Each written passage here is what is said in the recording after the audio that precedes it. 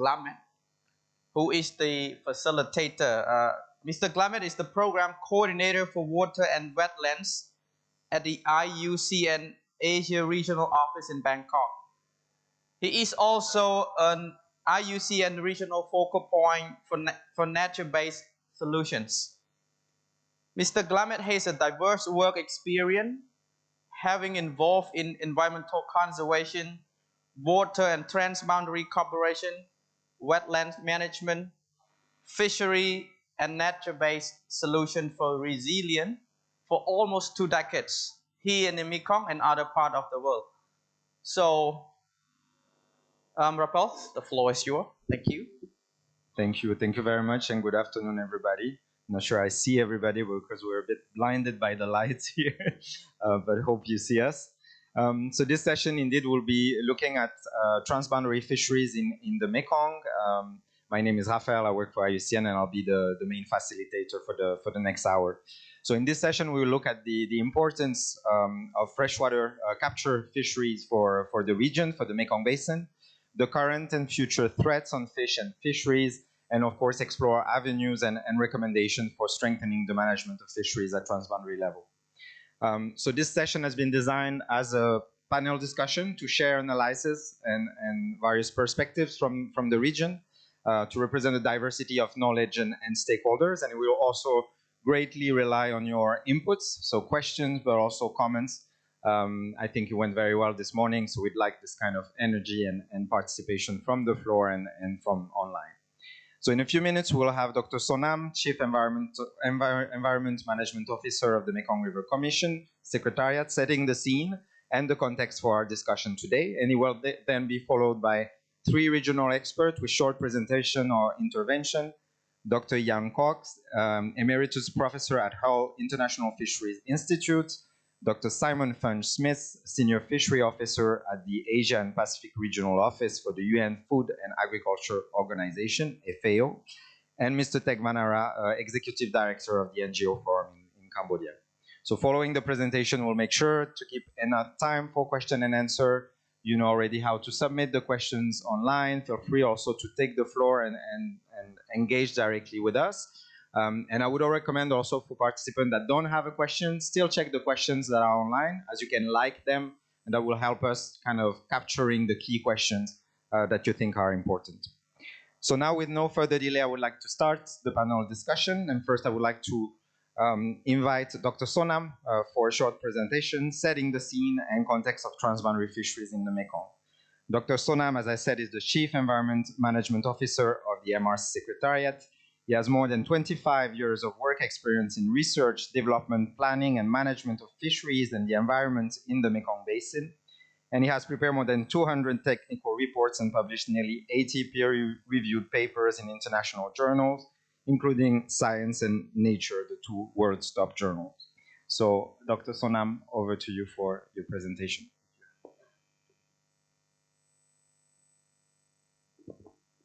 Thank you very much for the introduction, Rafael. So today I'm honored to share with you and the 12 regional stakeholder forum with some key message of the session called Enhancing Transboundary Fishery Management in the Mekong Basin. Really, to, like Rafael said, to set the scene for further discussion and communication with my colleagues and the forum. So as you are all aware that the Mekong River Basin home to nearly 1,200 species, making it the 3rd most biodiverse river system in the world. Fishery production in the Lower Mekong Basin is estimated at 2.3 million tons per year, making it the most productive and largest fishery in the world, with an estimated economic value, both sold and consumed, $11 billion per year. Fishery in the Mekong also support livelihood and food and nutrition security of more than 70 million people. So that's why we all have to care and protect the Mekong River.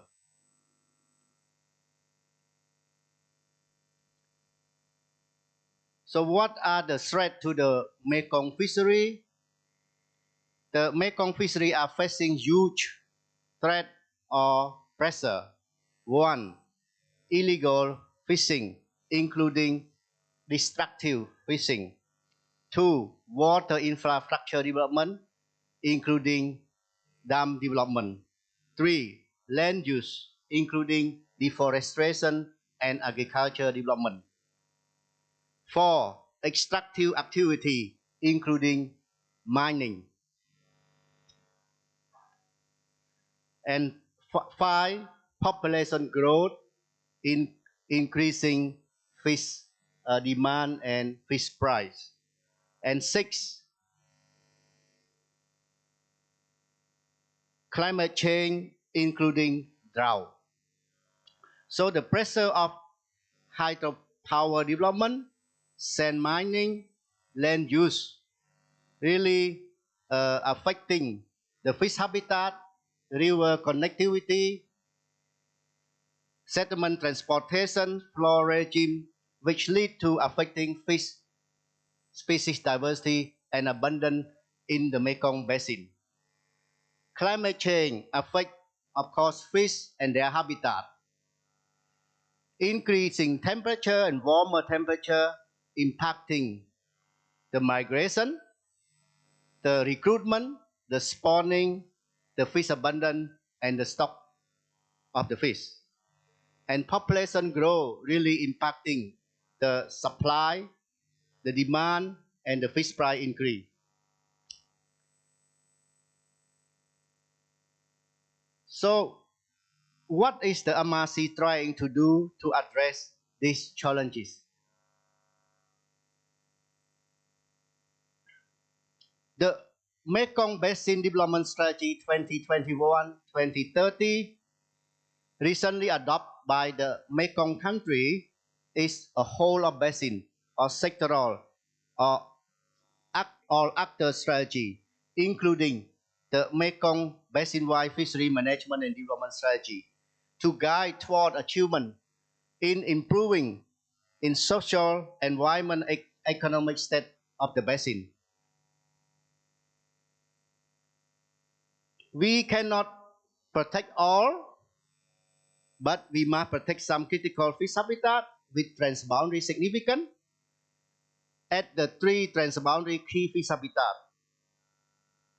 One, at the border between Laos, Bokal Province, Thailand, Chiang Rai Province, including the Mekong and catfish spawning ground. Two, at the border between Stang Trang Province and Lao PDR Champasak Atapu provinces, including the spawning ground of, this morning I'm happy to hear this, Mekong freshwater stingray, the Mekong giant barb, also including the what I call Mekong salmon, bông lao, or crumpy, Pangasius crumpy, and also some large species, endangered species of catfish, including Pangasius santivus wongsi. And then three, at the border between Cambodian Prey Veng Province and Vietnam Dong Thap Province. The MRC with partner is working on the concept note and the project implementation information form, as this morning CEO also raised, for seeking fund from Global Fund in order to implement a project called Transboundary Fishery Management in the Mekong Basin. So with this, I would like to hand over the floor to Raphael. Thank you. Thank you very much, Dr. Sonam, for reminding us of the importance of the transboundary fisheries for the Mekong. We're talking about the largest and most significant freshwater fisheries in the world, with the transboundary migration for fish that are among the largest biomass movements in the world. So quite significant, and as you said, supporting 70 million people, I believe particularly important in Cambodia for protein and income. You also mentioned that this is part of a process for MRC to develop a project to tackle some of the threats around transboundary fisheries. So this event is not a standalone event, but that's a bit the first step toward a more comprehensive consultation process with stakeholders around this issue. We'll just have 1 hour, so not a lot of time to explore what is a very complex issue, but we'll have other opportunities. So continuing with our panelists and presentation, I would like to now call Dr. Jan Cox to the floor, the virtual floor. Jan is a professor of applied fishery science and director of the Hull International Fisheries Institute at the University of Hull in the UK. He is also adjunct professor at the Department of Fisheries and Wildlife at the Michigan State University. His expertise includes inland fisheries management, aquatic resource management, planning, rehabilitation of inland fisheries, and management of alien invasive species. He now spends considerable time working on fisheries management issues in the Mekong region. He's not in the Mekong region today, but will come back soon, I believe, particularly in relation to dam development. So Jan, what is going to be a game changer in diverting the Mekong from the same fate as other large rivers from the perspective of its fisheries and the livelihoods they support? Over to you. And I will be moving the slides for you.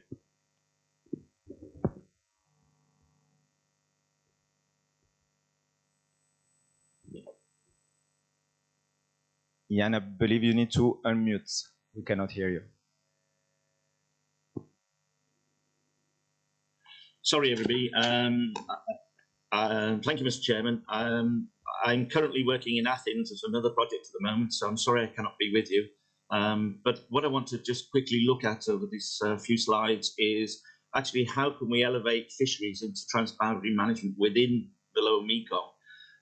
One of the big concerns that we have is that many of these big, large rivers, transboundary rivers, are declining. The fisheries are declining, and the loss of fisheries has considerable impact on people, livelihoods, and things. If I can have the slide, please. Next slide. Sonam clearly pointed out the importance of the fisheries, the considerable value of the fisheries. I particularly want to highlight how important this fishery in the Mekong, the largest inland fishery in the world, is, particularly to food security, livelihoods, and nutritional security. It is so important. It's not just the value, the commercial value of it, it's actually important to food security. So it's important that we maintain it. What we also have to recognize is that the fishery is driven by certain characteristics. One is the free migration of fish. This is both upstream and downstream, as this diagram on the left shows, but also migration into tributaries and also onto the floodplain. A lot of this has been changed over time due to various activities I'll quickly mention in a second, but it's also driven by the hydrological cycle. The production is driven by hydrology and sediment dynamics, and these are key elements that often get overlooked when we start to look at fisheries. Next slide, please.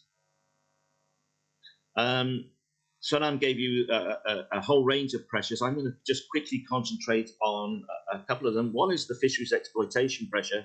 With increasing population sizes, increasing demand, and as a result of that increasing demand, you often get illegal fishing, and this is beginning to occur in the Lower Mekong. So we need to sort of explore how we can address this in whatever form it may take place.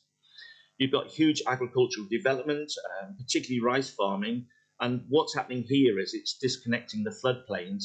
Now, these are very important areas for reproduction and growth of fish, and without this connection, we would potentially see quite a drop in the fish production in the system. A key element is sediment extraction.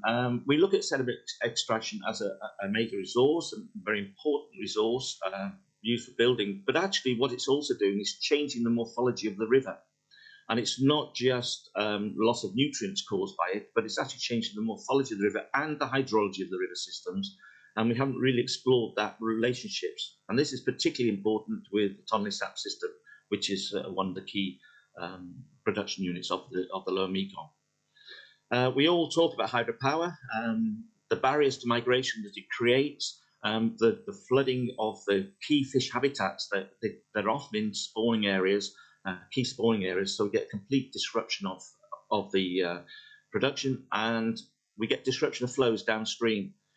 There's a lot of arguments about hydropower is run of river, but actually there's an awful lot of hydropeaking taking place in below these mainstream dams, which we must be aware of because that's affecting the downstream habitat. And again, we have climate change, which is disrupting the flooding cycles, as Sonam mentioned. Next slide, please. Some of the main actions to address some of these problems on a transboundary fisheries perspective, Sonam has discussed. We have here the numerous nature reserves, protected areas, fish conservation areas, sanctuaries, deep pools. There's a whole array of conservation units that we can actually do. The problem is those big nature reserves, the bigger areas, are not actually explicitly designed for fisheries. They're for other habitats. They're often land-based habitats, so fisheries is often left out of them. It's also very important that these habitats are linked together, that they're not just in isolation, because, as I've explained, fisheries move up and down, and it's important that they are linked because they're key habitats in different parts of the world, different parts of the river, that must be linked to maintain production and sustainability of stocks. You have problems with the restoration of wetlands and reconnection with doing these types of activities. Here's a couple on the left-hand side with fish passes.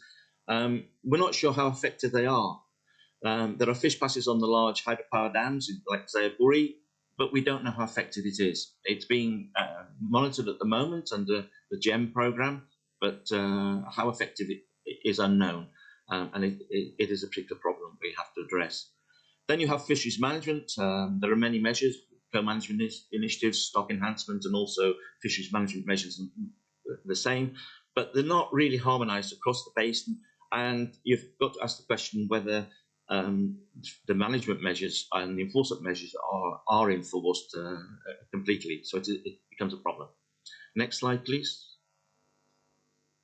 As I mentioned, there are some big problems here. The options for management that I've just discussed really don't consider the multidimensional impacts of different activities. They tend to treat each activity in isolation.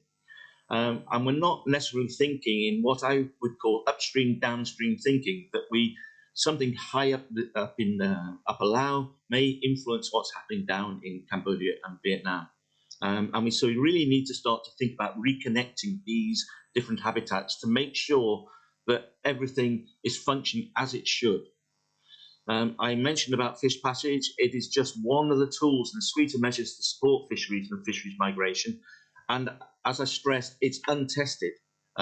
Experience from elsewhere in the world is that large fish passage facilities and large dams basically don't work. So we have to find other solutions as the river becomes isolated. We need to improve the way we communicate the importance of fisheries and fisheries conservation and biodiversity and all the other issues, and how they're important to livelihoods, local economies, food security. Sonam gave you the value. It's much more than that, as I've mentioned. It's this importance to food security. And one of the approaches which has been done for the Mekong, but I think needs to go much stronger, is this ecosystem services approach, where you're actually looking at these importance using an economic argument and presenting it in an economic argument. We also need to promote mechanisms to integrate fisheries into the ecosystem planning. Now, that's done with the Mekong River Basin management plans and things, but fisheries always seems to be on the left on the margins, and it needs to be in the centre. We need to be at the table, and we need to find mechanisms to address that. Next slide, please. So my arguments here, if you want to stop the Mekong going down the same path as many other of the large tropical rivers of the world, and I've worked on several of them in Africa and South America, we really got to start to think about how we can link the water resources, societal development to fisheries, and stress this importance to fisheries. And one of the ways of doing this is actually look at what the motives and drivers of the other sectors are. and actually how the impact on fisheries, and then bring this together so these other players understand fisheries better. Personally, my experience is that we don't look at that very well, and fisheries people are not very good at coming forward and expressing this the impact and actually trying to develop solutions. With that, we then need to link and improve these linkages between the sectors. So we're talking together, we're at the same table, and we come to common solutions. And in that way, we can actually try and minimize conflicts. And one of the things to do for hydropower in particular is to look perhaps for alternative energy mixes. The Mekong is, you're endowed with good sunshine. There's some mountains, wind power. These are alternatives that they're looking at and exploring now, rather than hydropower, which has some big considerable impacts. We should be looking towards those types of alternatives. And then optimizing the resource use across the sectors. So we should be actually working with each other to look at which are the most important elements and actually trying to optimize the benefits of fisheries, the benefits of power, whatever the case may be. Sorry, I didn't expect that to happen. To ensure we have continuous services for all sectors, we really need to start working together much more than we do at the present time. So thank you very much, and I'll look forward to some questions. Thank you, Ian, for a very rich presentation with a lot of key messages, looking at the various dimensions and different dimensions of fisheries migration and how this needs to influence development, looking also at the nexus between water, fish, and sediment as they are interconnected, and the importance to look at sediment and habitats and hydromorphology conservation.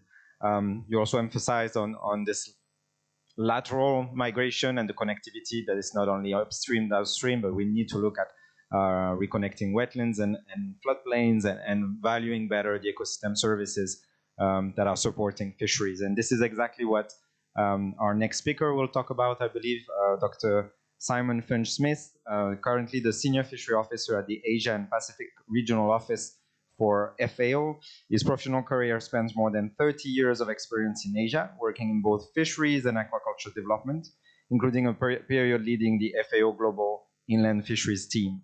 He has now the responsibility for coordinating FAO's regional program on fisheries and agriculture, covering the valuation and assessment of regional capture fisheries and agriculture, and associated capacity building in their sustainable development. Simon, the floor is yours. I believe you will share your slide. Yes. Thank you, Raphael. Yes, indeed. Let me put that up. Can I just check that you can see my slides now? Yes, we can. Okay, perfect. So thank you very much to Mekong River Commission for the invitation to FAO and also to IUCN as the panel lead here. I was asked to have a brief intervention on the grey and green nature-based solutions that can address some of the impacts that were presented by Ian in his previous presentation, and how we may mitigate, but also perhaps to focus on some of the caveats and concerns again that were mentioned by Ian. We've heard from Dr. Sonam that the value of the fisheries in the region of the Mekong Basin are 11 or even up to $17 billion. Again, that doesn't include all of the extended ecosystem services. That's really just in terms of fish and food. And these are hugely important for the economy and also for food and nutrition and security and well-being of the population of the region. 40 to 70 million people have fishery-dependent livelihoods. And this should not simply be written off as collateral damage when trying to make the argument for water management for the benefit of an even greater number of people. I was interested in the hydropower strategy that mentioned that hydropower is worth at a net present value of 30 to 40 billion. Well, 11 to 17 billion dollars of fisheries is not an inconsiderable amount. And remember that you can't have both together. And this, I think, is one of the great challenges for the Mekong Basin, is the tension between development, between hydropower, between water management, and what the fisheries currently provide. And if you take too much of one, you're going to lose the other. And this is where we need to try and go.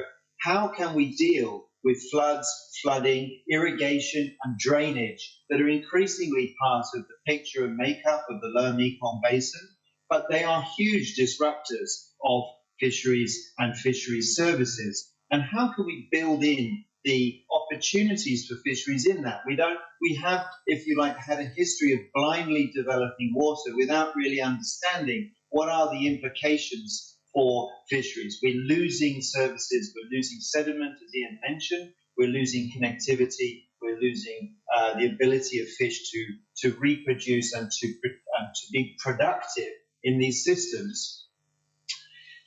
We can mitigate. Ian mentioned also that the lessons of fish passage are various. We haven't got a lot of empirical evidence for the success of fish passage. There's some very exciting pilot work going on in the region, but it's at a very young stage. We can try to build tropical fishways, such as the picture on the left here, which are tailored for many more species than are currently able to go up some of the older style fishways. And we can also improve regulators and for downstream passages, such as the pictures on the right here.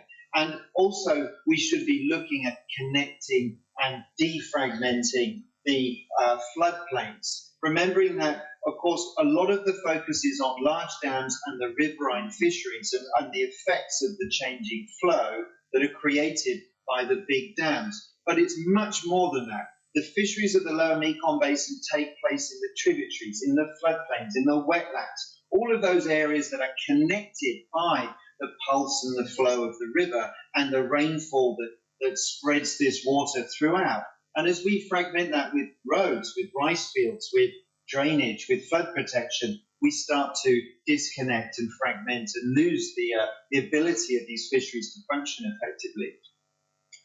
That means that we can have a local level kind of mitigation effects, but we also need to start looking at watersheds, major tributary watersheds, and also the basin level, and integrate it far better. This was covered nicely, I think, in Ian's presentation, where we have to start looking at a whole of basin approach, but also look at how do the subcompartments work. We can protect little areas, but are we actually creating an overall picture of trying to maintain function of the Mekong as a living ecosystem? And this is where we really, run into the major challenges. We can reconnect and restore flow. We can look at habitat restorations and green solutions, building that in. But remember that protection isn't really the only salvation. Ian also nicely mentioned that a lot of the protected areas are simply not functioning for fisheries purposes. They were developed for water birds, or just because they're beautiful areas of scenery and have nice, are picturesque, a good place for a selfie, but maybe not a good place for fish. We have to start thinking much more creatively about how we can integrate green solutions, these nature-based solutions, refuges, critical areas within fragmented and compartmentalized environments that allow fish to survive and sustain and keep a fishery going. We can also have physical interventions like stock enhancement, but again, these are very partial solutions, and they may not really sustain the fishery in its current level. So this is something that we have to be building this in, put it in the center of the discussions about what management is going to do, be realistic with those environmental impact assessments. Do not oversell restocking of reservoirs or the fact that reservoir fisheries will replace all of the fish that will be lost from a dysfunctional river. There's no way that a reservoir fishery can replace anything like the diversity and dynamics of a living Mekong fishery. The lessons from large rivers are few and far between. There's a tendency not to document the loss of fisheries. In fact, in a lot of cases, there's no baseline of the fishery before dams are created. This is a lesson that we've learned from India, from Africa, but what we can say is that based on the anecdotal evidence, or just simply from backtracking, you can see that when you put in the large dams and the large barrages, when you start disconnecting and fragmenting, you lose up to 50% of the fishery almost overnight. And then perhaps even more than that, as subsequent developments and subsequent impacts on flow and sediments reduce the productivity even further. There are mitigation efforts like fish ladders and seasonal flow releases, but these again are pretty untested and in a lot of cases don't really have the same effect, and they certainly don't replace the fishery that used to be there. So we really do need to ensure that it is not inevitable, but with subsequent construction of larger infrastructure and water management infrastructure going in, that we do not completely compromise the fisheries of the Mekong Basin. They're far too important to lose. So what can we do about it? Well, we hope that the Mekong River Commission, with its mandate, is in a perfect place to try to broker the conversation around this, but also to try to promote the transboundary efforts and also the local efforts for those kind of green nature-based solutions, and also mitigation of grey infrastructure, not just the big dams, but right the way across the floodplain, working with the countries, with the national Mekong committees and the relevant line agencies to try and start to get some of this local level rehabilitation and restoration put into place so that we can continue to enjoy those fishery services the Mekong and its basin produce for us. With that, Raf, back to you. Thank you very much for this chance to talk to you today. Thank you, Simon. Excellent. Again, a number of important message to think outside the mainstream only, but really looking at the Mekong as a basin and a complex system with a number of floodplain ecosystem and wetlands that are really supporting fisheries management. And I often overlook a little bit when we think about fisheries, as the focus is often on the mainstream. Important solutions exist in the floodplains that should be developed across sector, and the important role of MRC to really coordinate this approach. And a bit the same message as Jan before, that fish passage don't seem to be the solution, or at least not tested in tropical system like the Mekong.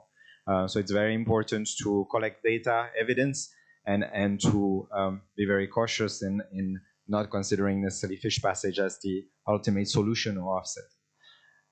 So moving on with our last speaker, but not least, Mr. Tek Vanara. Actually, you are last per design, so you could hear and listen to all the presentation and reflect on that and provide your views. You are the Executive Director of the NGO Forum in Cambodia. You have 22 years experience with non-governmental organization, in particular on environment, natural resources management, water governance, and leadership.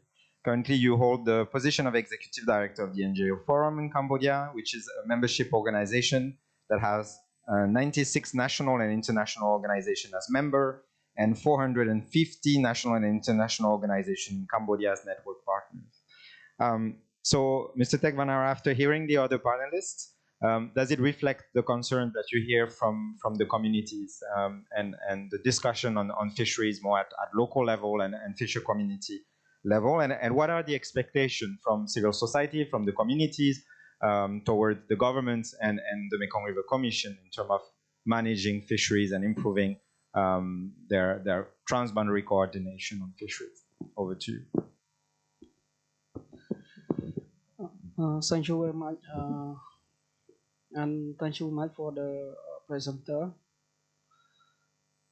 I fully recognize from the presenter, like especially for the Dr. Sonam, the root cause of the fishery decline in the Mekong. So we have some root cause: illegal fishing, land use, hydropower, population growth, climate change, etc. And then the effective mechanism should be addressed on the main root cause. Yeah, it is very important. Like the guest speaker, they already mentioned about the fish passage.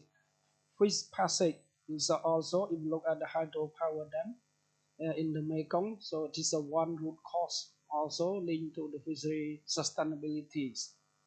And then, if we look at the Mekong, we never forget the Lesa, because it is a connectivity between the Mekong and the Lesa. Lesa is source of the fishery to the Mekong too. And then now the guest speaker, they already mentioned on the root cause, but now I go to the actor. If you look at the local community concern, is the actor at the local community level would be very important for the fish conservation, for the wetland conservation, for the Ramsar site conservation in in the whole of the Mekong. So in order to ensure the sustainability of the fishery, the first we have to address all the development issues, like as mentioned already, fish passage is one linked to the scientists, and then linked to the uh, linked to the linked to the social.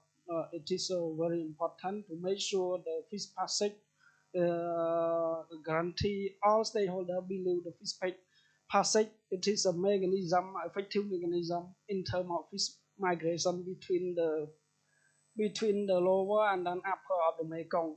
Or do we have another mechanism? It's a better than, and then all stakeholders believe, and then the fish can migrate up effectively from the lower and then to the upper. This would be good. I think that the MRC or another scientist should be study more.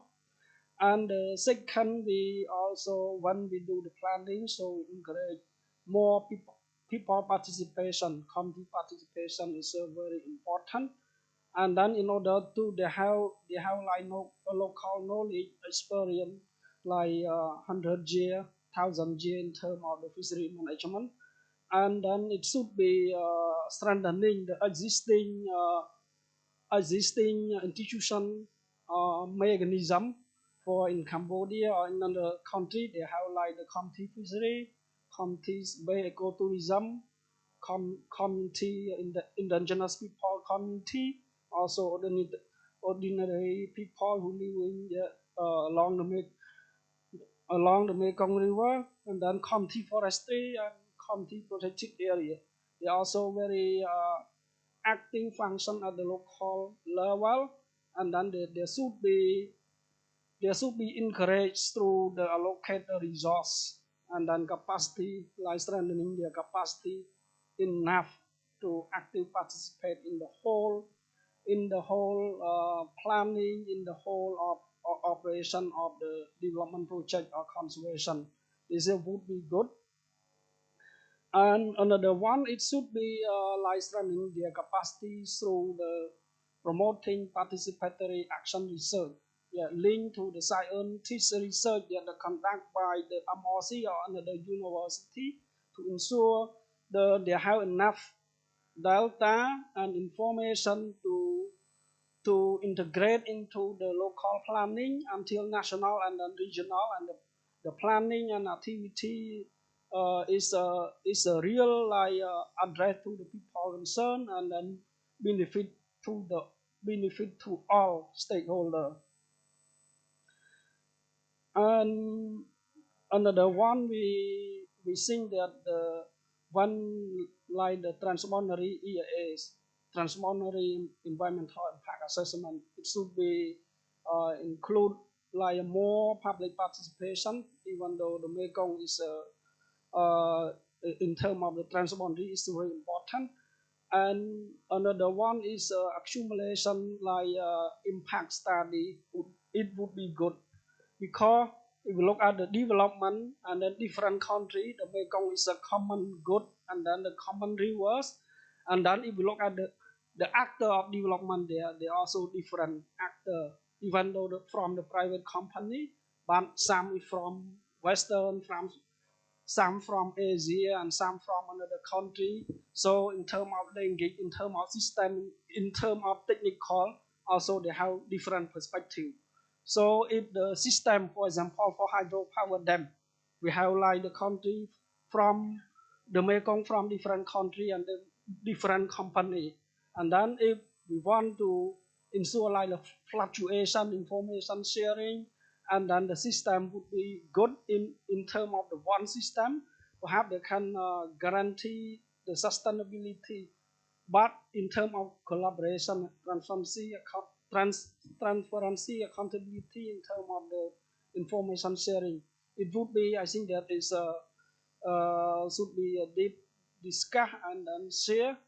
And then at the conservation level, at the people level, so promote open more space for the people in terms of the biodiversity conservation and the local level, and then and the transboundary also, because if you look at the one root cause is the population growth, and then the industrialization in terms of the convert from the forest to be the whole plantation in the Mekong. So it is a link to the water source of the Mekong, also linked to the sustainability in terms of biodiversity, in terms of environment, and then in terms of sustainability livelihood of the people. So it would be in the scenario of the conservation and development.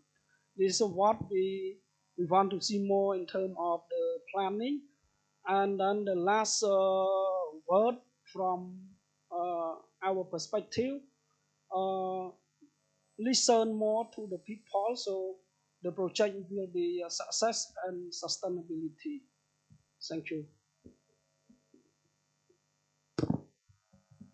Thank you very much, Mr. Tekwanara, for this comments and perspective from civil society organization and from the many members of the NGO forum in Cambodia. Key message around owning the local planning, that a number of local solutions will be ultimately led and implemented by civil societies and local communities. So they have to co-design and be engaged in the governance, the design, the planning, the monitoring. The importance of consultation, listening to the concerns, and this will be critical as MRC wants to move forward with this regional program on fisheries, and also in terms of transparency of information related to fish passage and other technical approaches that the community need to understand and be able to assess as well. So we'll now move to the question. I don't see many questions online. I don't know if everybody ran out of battery or got a bit tired with the QR code. But maybe I'll open the floor first for the participants in the room to open their microphone and take the floor if you have any question to some of our panelists. It's not only question we're expecting, but also recommendations or comments. So over to all of you. I'd like to see a few hands raised.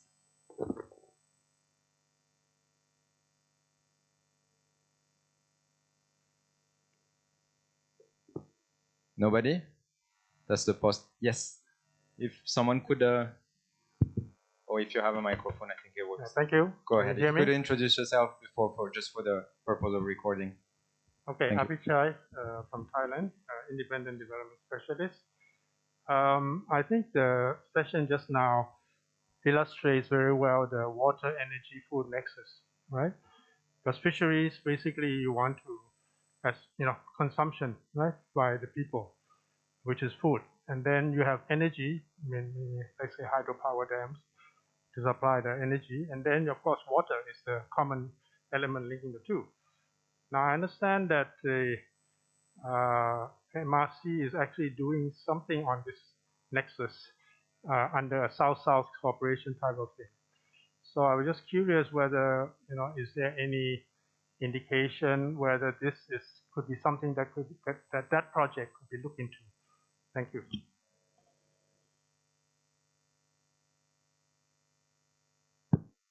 Thank you very much for your question. So looking at the nexus between water, energy, food, fisheries in our case, and environment. So that also linked to a bit of question I had this morning related how the pieces of the puzzle work together. So we heard about the joint study, the sustainable hydropower approach, transboundary EIAs. So how all this work together, and is MRC working on nexus and harmonization of different approaches? Do you want to take this question or?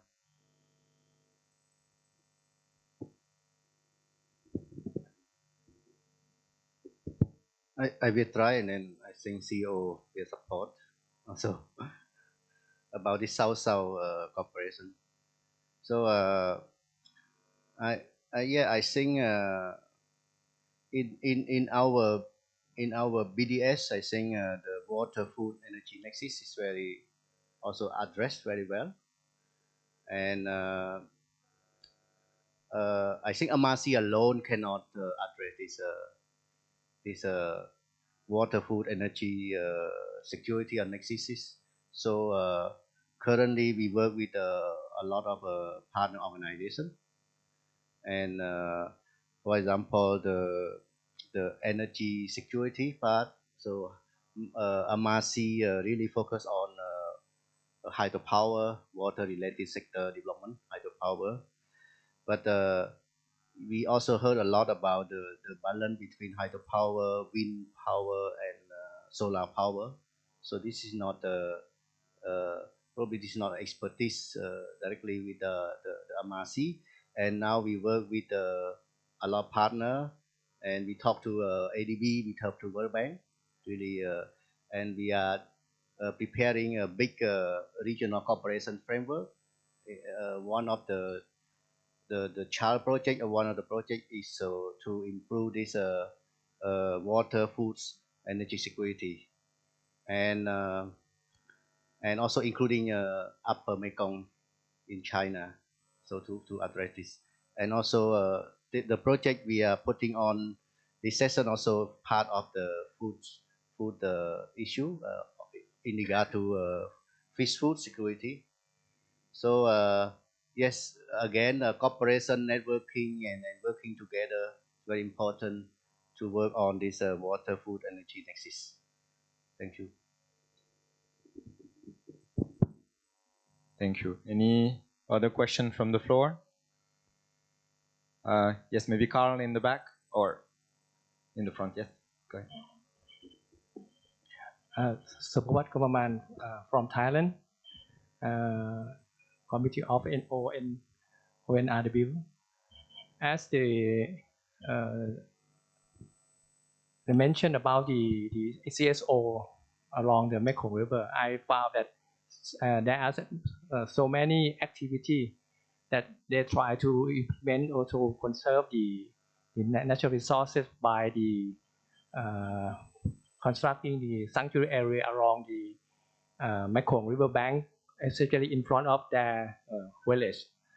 Like they try to restock or we have fish back in the Mekong River. That one is the activity that maybe the MRC will look at how to enhance this activity more efficiently. And then the bridging the water resources and social development and fish, that I think there is a very good idea to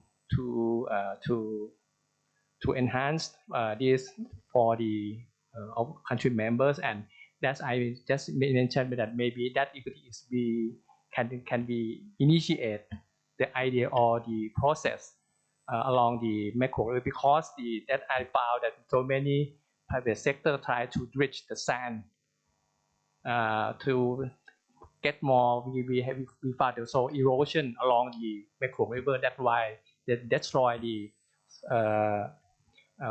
aquatic resources, natural resources, especially spawning ground. And the last thing that I would like to mention, because this morning we mentioned about the hydrological dam data, I would like to comment that maybe the fishery management data we will link it between those the dam, the hydrological dam together, because hydrological dam fish is the main part of this one. So maybe impact for the aquatic natural resources. Thank you very much. Thank you very much for your comments. I don't know if one of our panelists wants to add anything to that. Ian? Or Simon? No? So yes, the importance to, I understand, document the local experience of communities that are and civil society organizations that are doing already a lot and trying to build on that, enhance this locally led program, and the issue around dredging also and sediment. We often think only water when we think fish, but definitely dredging, as we understood from the presentation, has a major impact directly, but also indirectly in disturbing the hydromorphology of the Mekong. Any other comment? Yes, I could maybe go. Sorry, go ahead. I could just comment perhaps on village level conservation. anything that can be done that creates or generates greater buy-in and awareness around the value of these resources should be encouraged.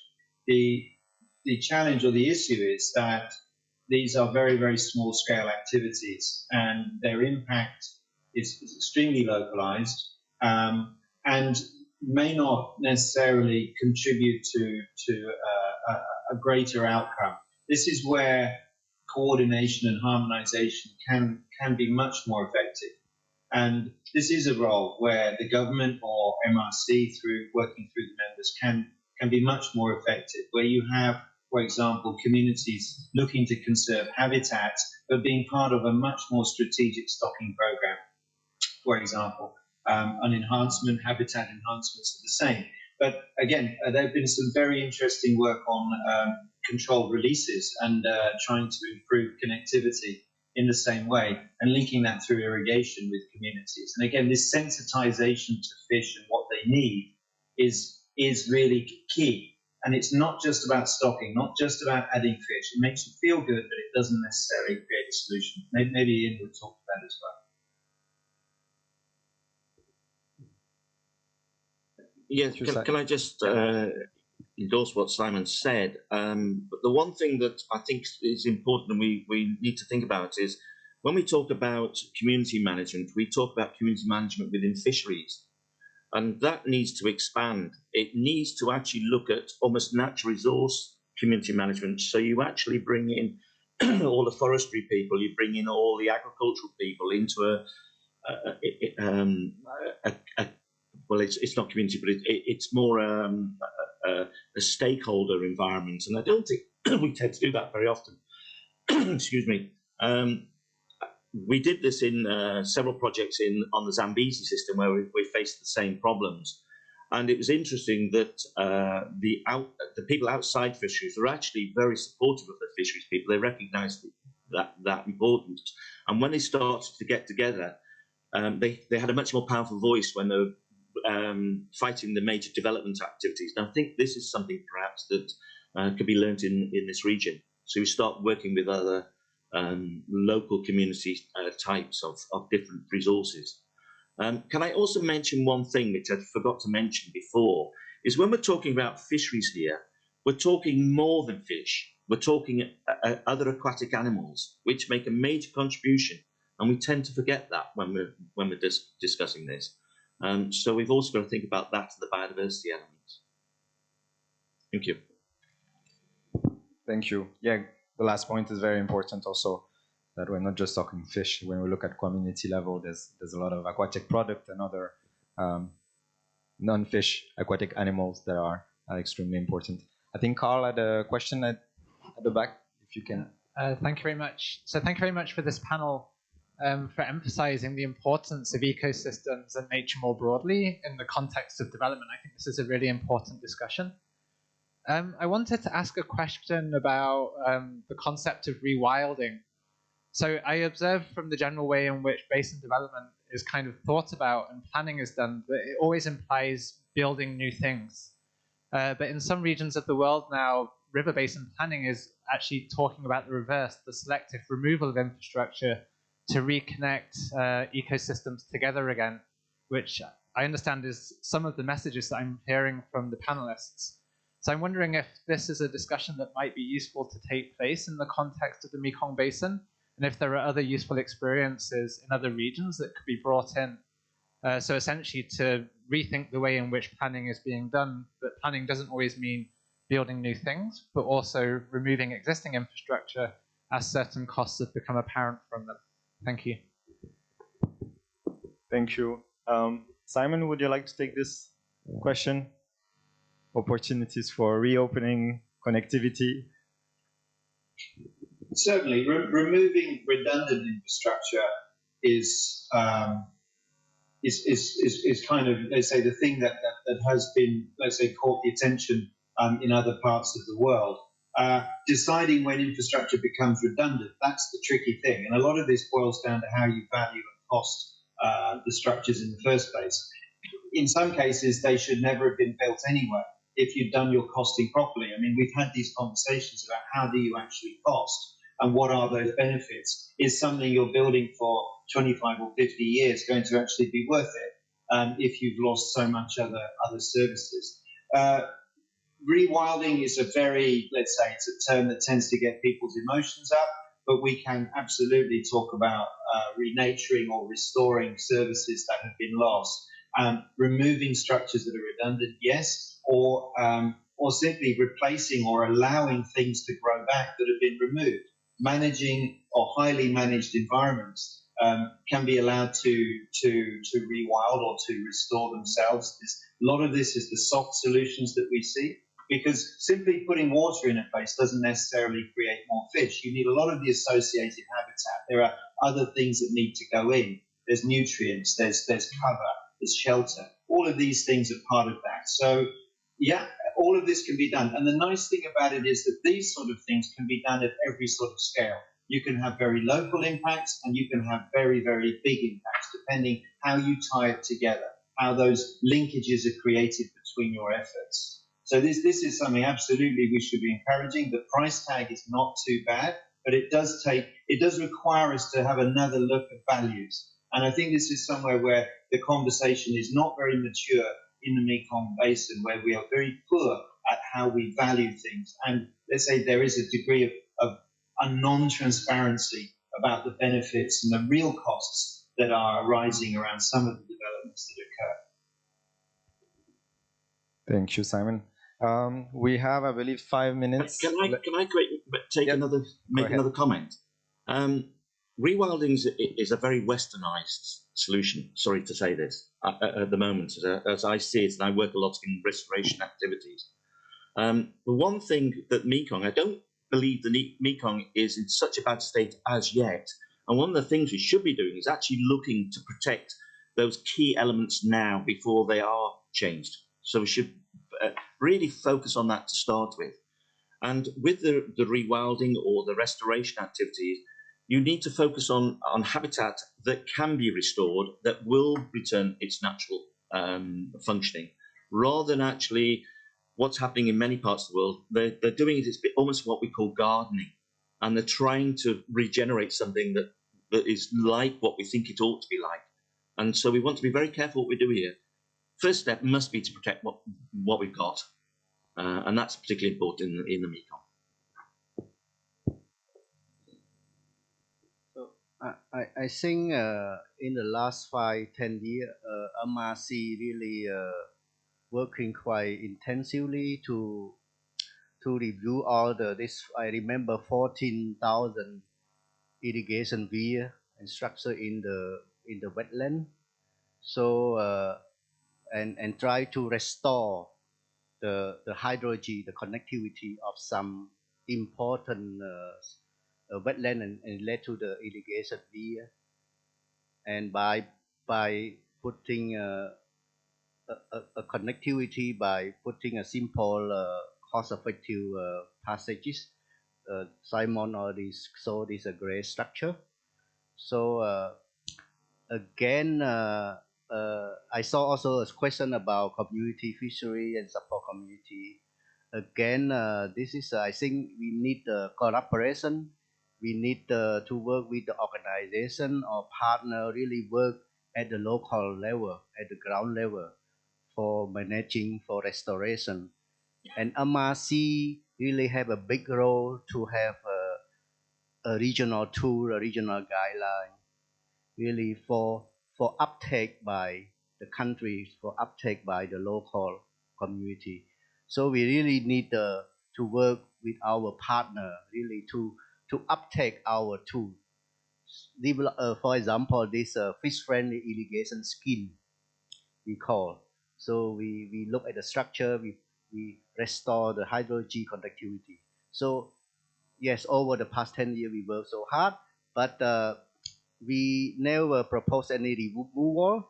But the next phase also we have some proposal about removal of some weir that is really it's not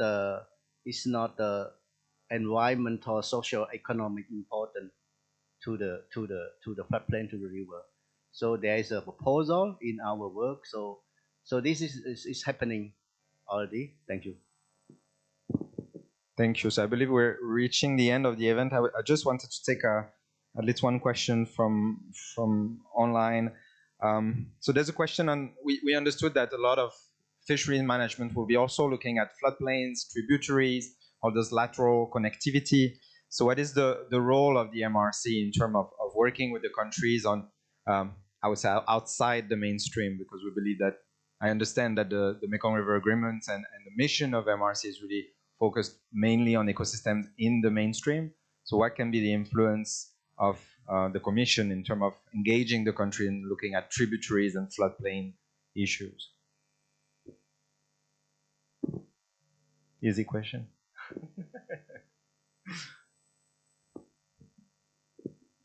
Yeah, I already answered partially the question about local community, and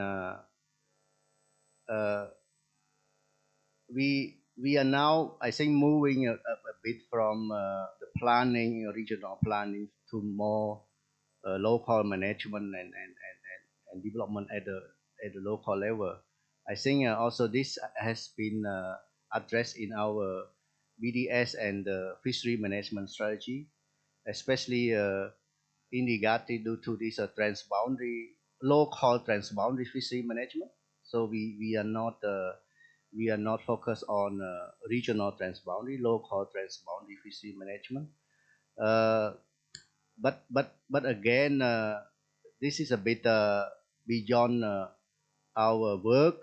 I don't think our mandate, and that's why I always say we need to get more support from other partner that to uptake our tool, our guideline for impacting at the local level.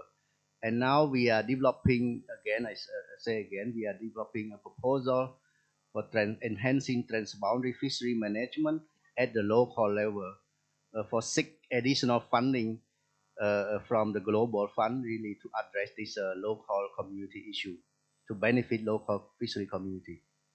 So we are working hard, and probably in additional to our current work as a regional organization, and now we are moving also down to the national, to the local community, and we work with many organizations, including Rafael, IUCN, sitting next to me. Thank you.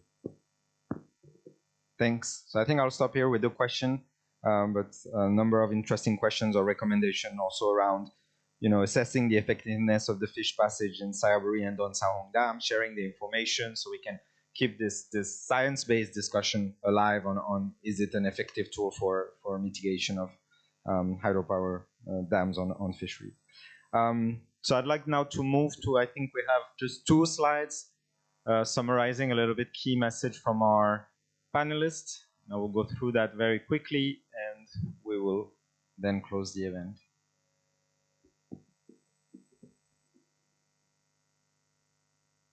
All right, I don't know where to look.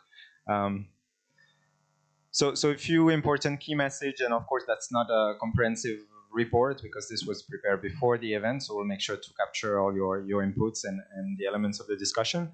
But as we started with that, these numbers that I still feel are very impressive, even if I've seen them for a number of years now. So fish production estimated at 2.3 million tons of fish, the most productive, the largest freshwater captured fisheries in the world, or the superlative, with an estimated value of $11 billion per year, with the discussions around the number, but definitely around this or higher. Supports the livelihood and food of nutrition security of more than 70 million people. So I'd like you to keep those numbers in mind. This is what we are talking about. Number of pressure coming from water infrastructure, land use, extractive activities within the basin, which we heard are very important, and all this negatively impact the fish habitats. The connectivity, thinking upstream, downstream, but also lateral connectivity, that is very important. The flow regime, the sediment transportation, and all this lead to affecting fish species diversity and abundance in the Mekong River Basin. So the current diagnostic or our concern is that if nothing is done, the Mekong River and floodplain fisheries face a significant production declines across both large and small commercial and subsistence fisheries. And this will threaten the livelihood of millions of people and putting food security at risk for many across the Mekong Basin. And I think in the case of Cambodia, this is really a matter of national food security. We heard also from example in the world, around the world, from I believe Jan, that significant decrease in fisheries due to mismanagement of the basin have happened in other places in the world, and we still have the time to avoid that in the Mekong. So moving now to possible solution or big strategy, the second slide, which I can move myself. So a number of solutions exist, and these are a little bit twofold. There's the importance to support local management of transboundary fisheries, so helping with local transboundary management plans or agreements between communities. We're talking, for example, between Chiang Rai and Bokeo, so looking at really reinforcing the governance, the management practices, support fish conservation areas, seasonal closures that have been implemented sometimes in some places in the Tonle Sap or in Stung Tren and have been proven very effective. Supporting sustainable financing for fisheries and really all the way until the value chain for fisheries to make sure that the income from fishery is resilient and strong for communities. But this needs to go also with tackling the big picture around fisheries, with regional efforts really led by government and with support from the MRC to protect or restore the key ecosystems on the mainstream and floodplain, again, the two dimensions. This idea of swimways, we heard a lot about flyways in the past. Now this is a bit of a new term, really this idea of making sure that the fish can migrate, can reach their spawning areas, and can really feed the stock so the fisheries can remain. Improve the regional energy planning to decrease the pressure and threat on migration routes. I think we heard that fish passage is not the perfect solution, so it's really important for the countries to cooperate and to make sure that there's a minimum impact to the migration routes. We heard that the management efforts need to be co-developed with fisher communities and not only through consultation, but this is about an involvement, engaging process with communities where they will co-develop the program and co-implement, and based on their priority needs and based on the rights of the user. This also needs to rely on a strong cooperation between riparian countries, and considering the dimension that goes way beyond the mainstream, MRC cannot probably do it alone, and there's a need for really national government commitment in the full basin. So as Sonam mentioned several times, MRC is now exploring the opportunity to develop a concept, a project on enhancing transboundary fisheries management in the lower Mekong Basin, targeting the GEF and GEF 8 and the International Water Program. So that could be an opportunity, and IUCN is partnering with MRC to support this initiative, along with many other organizations, like, for example, FAO and others. And as I said, and I think it's very important, this step is really the first step of a consultation process with key partners, governments, international organizations, and of course, civil society organizations. So we just had 1 hour to explore what is a very complex topic, but also extremely critical and significant for the Mekong. And we'll make sure to have many other opportunities to discuss with all of you. So with this, I would like to thank the panelists for joining, and thank to MRC for providing the space for this discussion, and thank to all of you for your comments. And we are now closing the event just a little bit late. Thank you. Okay, so thank you very much. Thank you. Okay, again, thank you very much, Frapol, Dr. Sonam, Dr. Vanara, Professor Ian, and Simon for joining us today. So thank you. Please at your seat. And bye-bye for a while, Professor Ian, because you're busy. Yeah. Thank you. And Simon, if you can stay with us, would be good. Okay, now we have heard about transboundary fishery management. We've seen the value of fishery. So that's a question that I asked this morning. So it's clearly now that we cannot protect all the important or all the fish, habitat. But then there's clearly now there's places where we can do this. So for the next session, it's going to be on enhancing MRC flood and drought services. What more must be done and how? This is divided into basically 2 sessions. One is before the coffee break and one after the coffee break. For the first session, I would like to invite our three speakers, Dr. Piranans Tawashirapon, Mr. Hans Gottman, and Ms. Chinapon Michaya to the stage, please. Okay, please. So this session will be facilitated by Dr. Piranan, and who will be moderating the discussion, receiving your question, just like what we've done so far. Dr. Piranan is the Director of Geospatial Information and Chief of Party for Severe Mekong at the ASEAN Disaster Preparedness Center, ADPC. He leads a team of physical and social scientists to bring publicly available satellite data to address environmental, disaster, climate issues, while promoting regional cooperation among countries in Asia. He and his team also working with us very closely, so I hope you enjoy the sessions. There's going to be a lot of technical information to digest, so please bear with us. Dr. Piranan, please, the floor is yours.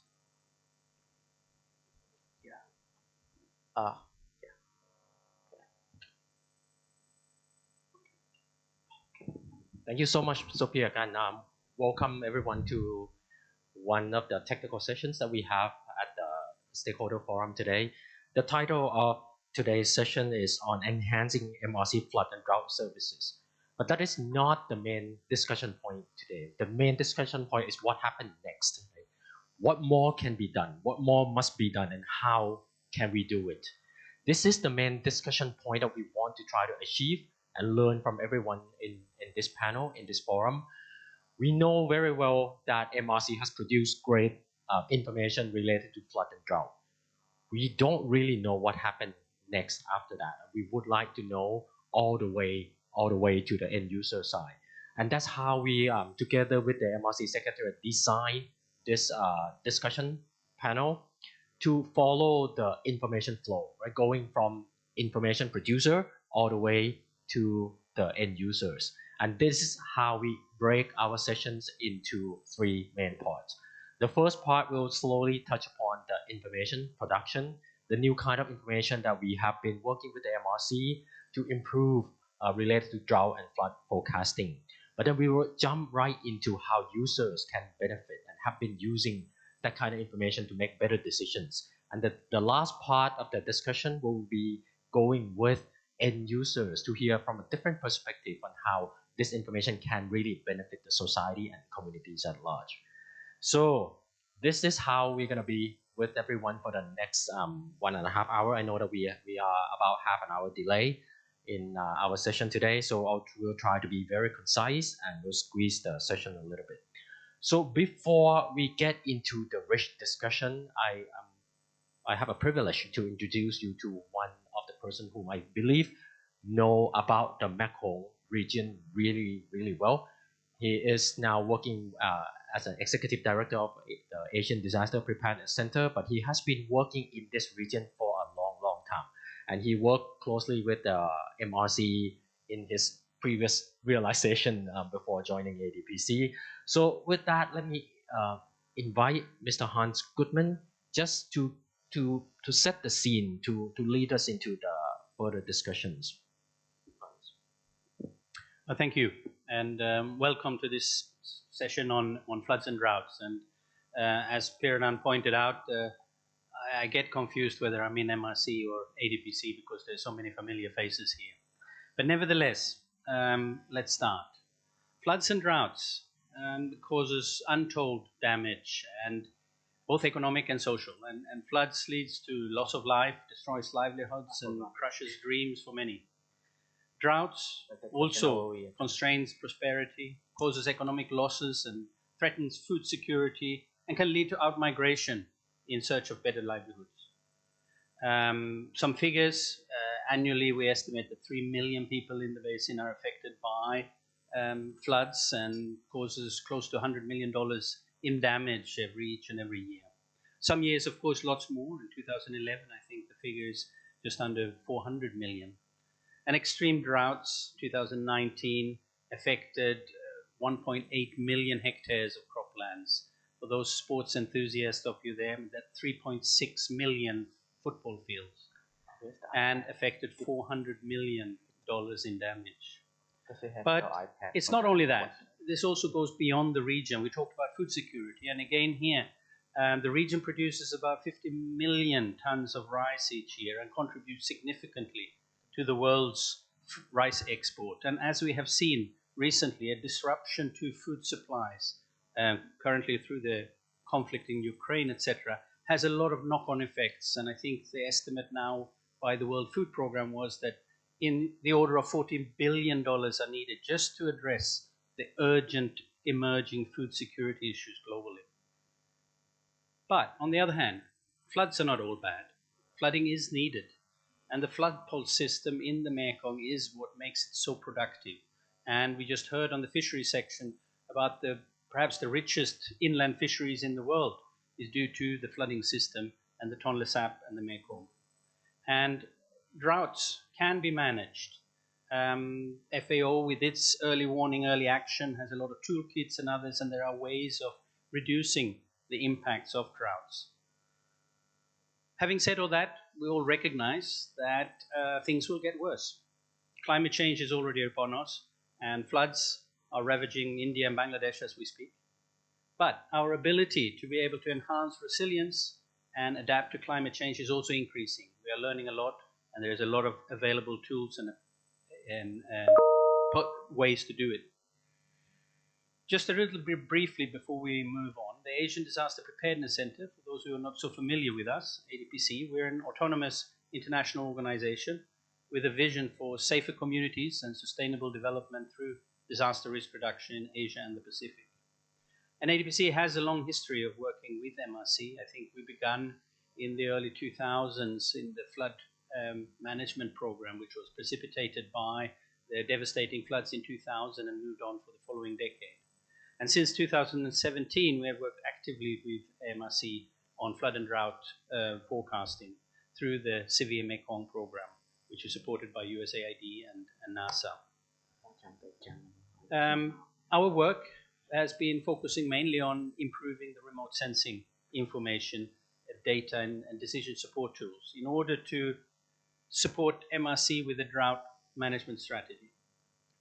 In principle, farmers can have advanced information to mitigate the impact of droughts on crops, and policymakers can have better information to make decisions on the development and implementing of drought prevention and mitigation strategies. But I say in principle. The collaboration also supported MRC Secretariat to increase the warning lead time from 6 to 15 days, potentially significantly increasing the ability to prepare for floods. Again, potentially. So in today's session, as Piranan outlined, we will hear more about this collaboration, current challenges in flood and drought forecasting, and how these can be addressed, intra and intergovernmental information flow and sharing, and how information is and can be used for policymakers, decision makers at national and local level. And as also mentioned, MRCS produces a wealth of information on floods and droughts and forecasting, which is accessed through its website and other tools. However, more needs to be done in order to ensure that this information is available and can be used for the purposes that it was developed. So we will welcome from you all on how this can be taken up better, how we can enhance it further, and get inputs from today's session on improving and enhancing the collaboration with in-country stakeholders. We want to turn in principle and potentially into actual working systems. ADPC is keen to help to ensuring that the systems of end-to-end early warning system, which reaches the last mile and providing meaningful warnings and ensures the affected communities knows what to do and have the ability to do it. WMO, the World Meteorological Organization, has an aim of no one should be surprised by floods. Is this possible for the Mekong? It would be good. And combining the enhanced geospatial capacity of ADPC's existing knowledge in climate resilience and connection with mandated climate change and national disaster management agencies, and also with a specific remit to work down at the community level, we look forward to be able to support the national and regional climate centers and develop capacities to be able to work on drought mitigation and flood management. So in conclusion, I would thank you for joining us here in this meeting and online on this very important meeting. And I encourage you to use this opportunity not only to gain some insight, but provide feedback, and perhaps we can also look at forging some partnership as we move forward. Again, thank you very much, and I look forward to this coming hour and a half. Thank you, Hans. Thanks for the scene setting. We have less than an hour and a half now, but I think that's fine. There's a lot of information that we heard from Hans. So if there are a few things that I think I picked up from your scene setting statement, the one thing is that the flood and drought is a major issue, but in itself, it may not be a big one. The effect, the knock-on effects that it has on the livelihood, food security, and other sectoral developments, I think that's the key element for us to really look at on why we need to really understand flood and drought and take actions to protect ourselves, take actions to adapt to the situation that may come. The other point is that even though we have done a lot already in understanding flood and drought, still a lot more will have to be done, and a lot more will have to be done at the local level. So we really hope that this session will stimulate further thinking on how this information can flow from the MRC Secretariat to national governments and all the way to the people on the ground. So before we get into that discussion, I think it's also a good opportunity for us to understand a little bit on what is the current state of information that we have. As Han had already suggested, we have been working with the Mekong River Commission Secretariat over the years through a program funded by USAID to improve the quality and lead time of the information that the MRC Secretariat can disseminate to the member countries. So here I have our water sector lead from the Sylvia Mekong project to help you understand a little bit on the advancement of the information that we have been working with the MRC. So let me invite Kun Chinaporn to just give the floor a better understanding on recent information and upgrade. Thank you very much, Dr. Pirnan and Hans, for setting the scenes. And with that, I also would like to elaborate a little bit more on what we are working, try to utilize the remote sensing informations to support flood and drought risk management in the lower Mekong region as well. With that, on behalf of the big team behind me, I also have the honor to walk you through all the service that we support on this. So let me give you some of the background of the project that we are working. Sylvia Mekong is a flagship program of the USAID and NASA implemented by Asian Disaster Preparedness Center, ADPC, in collaborations with the Delta Race Stockholm Environment Institute, SEI, and also Special Informatics Group, SIG, as well. So you can see that our aim is try to connect space to the village, utilize the remote sensing to difference of the 4 main thematic areas, which is including weather and climate, water resource and disaster, agriculture and food security, and the latest, land cover, land use, and ecosystem. Here, as we focus on the flood and drought, I will highlight the 3 main thematics that we are working currently. You can find more our information through the website here. When we talk about the NASA, we work together with the NASA, get the support. Perhaps you are thinking that, we're going to the moon, to the Mars, or we are collaborate with the SpaceX as well. I'm also interested. But you may also aware of the other components that NASA also heavily work on this component to use the sensors, remote sensing technologies to capture and extract the rich informations to help to support a difference of the components held on the flood and drought, land use, land cover change, and etc. So here, to support the MRCs, we start with the flood now. On the riverine flood forecasting.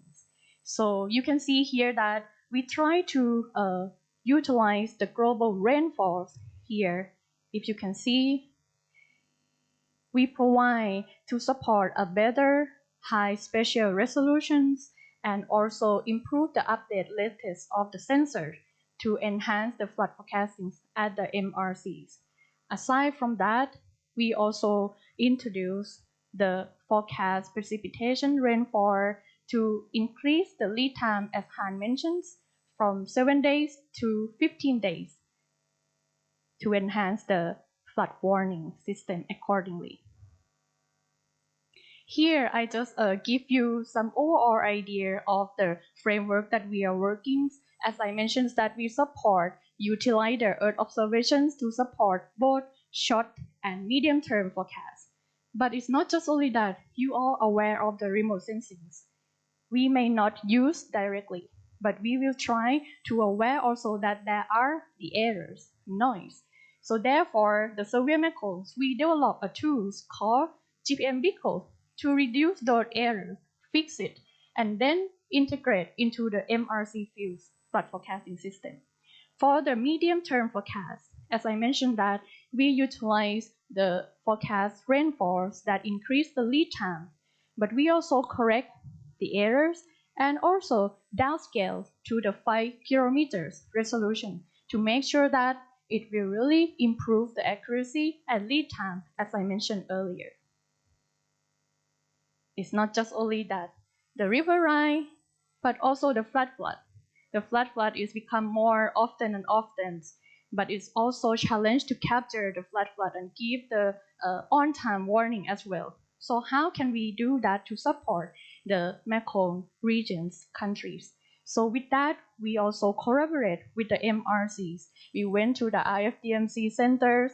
We try to understand that what are the needs, what are the gaps that we can support. So we see that the existing system is a FFTS. That one, there is a need to also enhance in the system. So therefore, we developed 2 tools called Rainstorm Tracker and Mekong X-ray to enhance an update of the MRC flood bulletin. What are those 2 for? You can see here that the Rainstorm Tracker, we developed a tools to provide an information to the user to understand the characteristic of the storms, how severity it is, so that will give the better understanding for the user to evaluate how severity of the storm that's coming. Then we overlay and respect the existing of the FFTS flood guidance system within the MRCs. We overlay those elements of rainstorm trackers with the output from the FFTS. But it's not just only that. We consider of the impacts. That is the most also one of the need informations that the decision makers will make a better decision. So therefore, we developed the Mekong X-ray to utilize, translate the big Earth data into the informations and to actions. To the component within the Mekong X-ray, we highlight the vulnerability indicator components, which is include 4 dimensions: physical, environmental, social, and economic vulnerability indicators. So that we overlay with all the 3 components to provide the potential impact due to the flood, and that will enhance the flood bulletin to the lower Mekong countries. Also, we know that just only the science, some difficult information may not answer and really reach to the impact. So we also develop the friendly user interface by hearing the feedback from the member country as well and at the regional center of the MRC to try to make sure that all the science informations will really answer the need of the decision makers. You see here that the tools that we developed, the first component of the rainstorm tracker, will provide the severity, where is a high severity is in the red, the lowers go to the cold tone of the colors. And we also provide the directions of the storm as well. So that is the first component.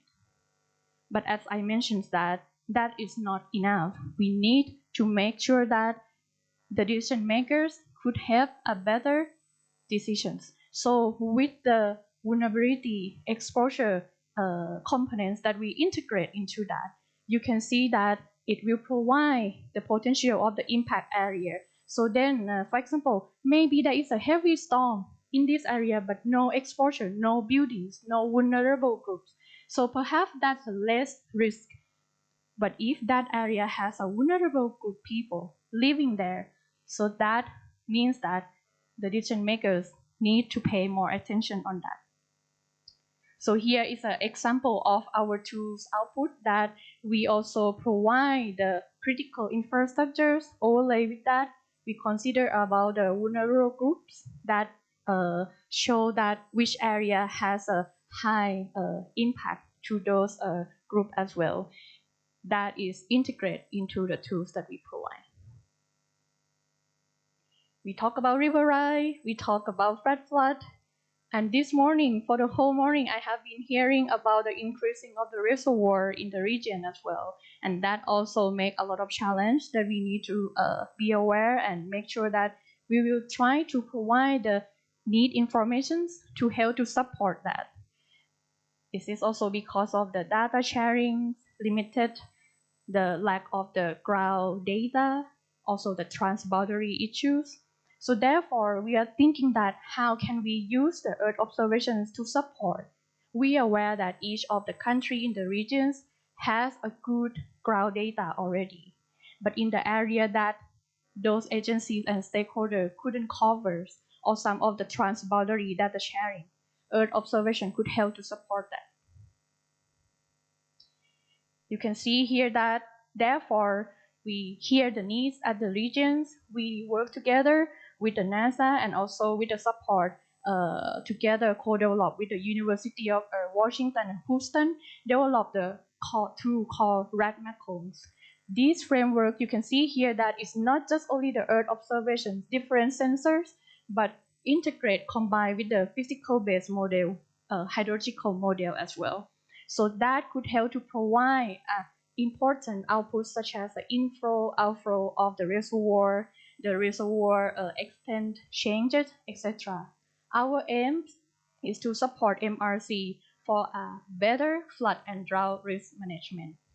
So together, we also get the suggestion that to overlay with the vulnerable map indicator could help a better offer using these informations for the response as well. We talk about the flood part, water resources, drought. Flood may be, you all may feel familiar more. For example, my house also flooded 3 meters in 2011. So flood is kind of like, we kind of like living with the flood. But how about drought? To me, it's still news. Even it's getting more and more this issue in our region as well.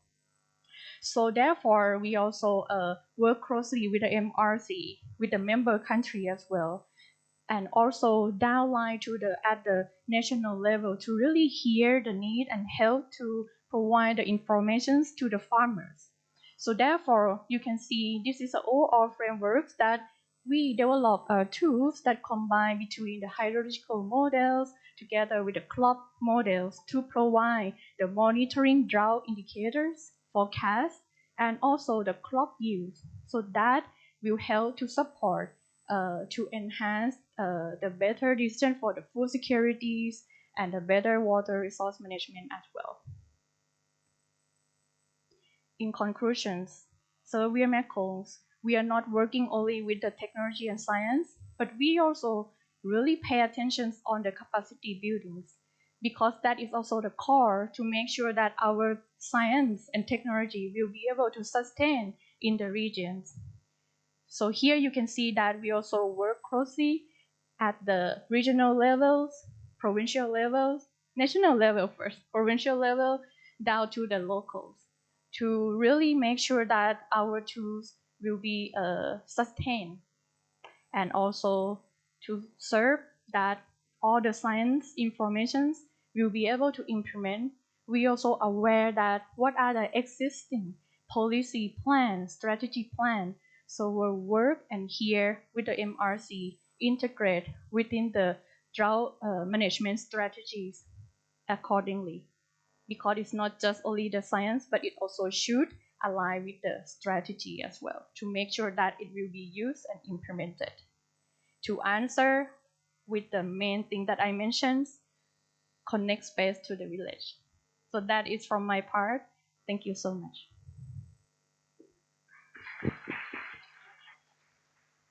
Thank you so much, Chinapon. That was an excellent presentation. You condensed your 4 or 5 years of work into 20 minutes. So that's an excellent way to open up the session here.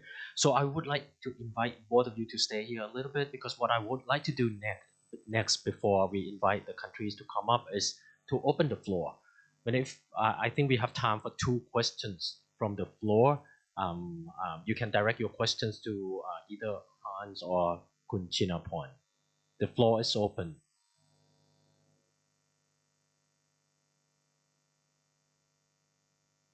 Anyone would like to raise their hand? All right, that's okay. I have backup questions here on my hand. I think some of you had already asked the question online. So the first very interesting question, I want to, this is for you, Hans. The question is, how do you plan to increase local capacity and incorporate citizen science to enhance disaster emergency and preparedness? There's also a need to recognize that many Mekong riparian villagers now have access to the internet, but a majority is still impoverished and do not have access. How do you want to answer that? Well, thank you for that question. I think, to be honest, this is in part the bread and butter of ADPC's work. All disasters are local, and therefore you have to have a system in place where the local actors, communities are protected or knows what to do. So there's a number of areas. One of the key areas is community-based disaster risk management. And there are a number of ways of providing capacities to the local level in knowing what to do. The other one is to get the warnings down. And yes, it's not just ending by the time of a MRC posts a warning on the website. There's a whole mechanism of the emergency services and disaster risk management agencies who have a plethora of tools to reach out, all the way down to going down and knocking on doors. So not all systems work in all situations, but there is certainly a number of issues. The key issue here, though, is that you will have to get breadth to it. And you cannot just have a small little initiatives in 2 or 3 villages. You need to be able to test it and then scale it up. But this is something that ADPC and money agencies, national and others, have been doing for a long time. And so I don't see any particular complication, but it has to be tailored to the right circumstances and for the right hazards in this case. All right, great. And I invite whoever want to follow up with Hans to catch him at a break and then ask more questions.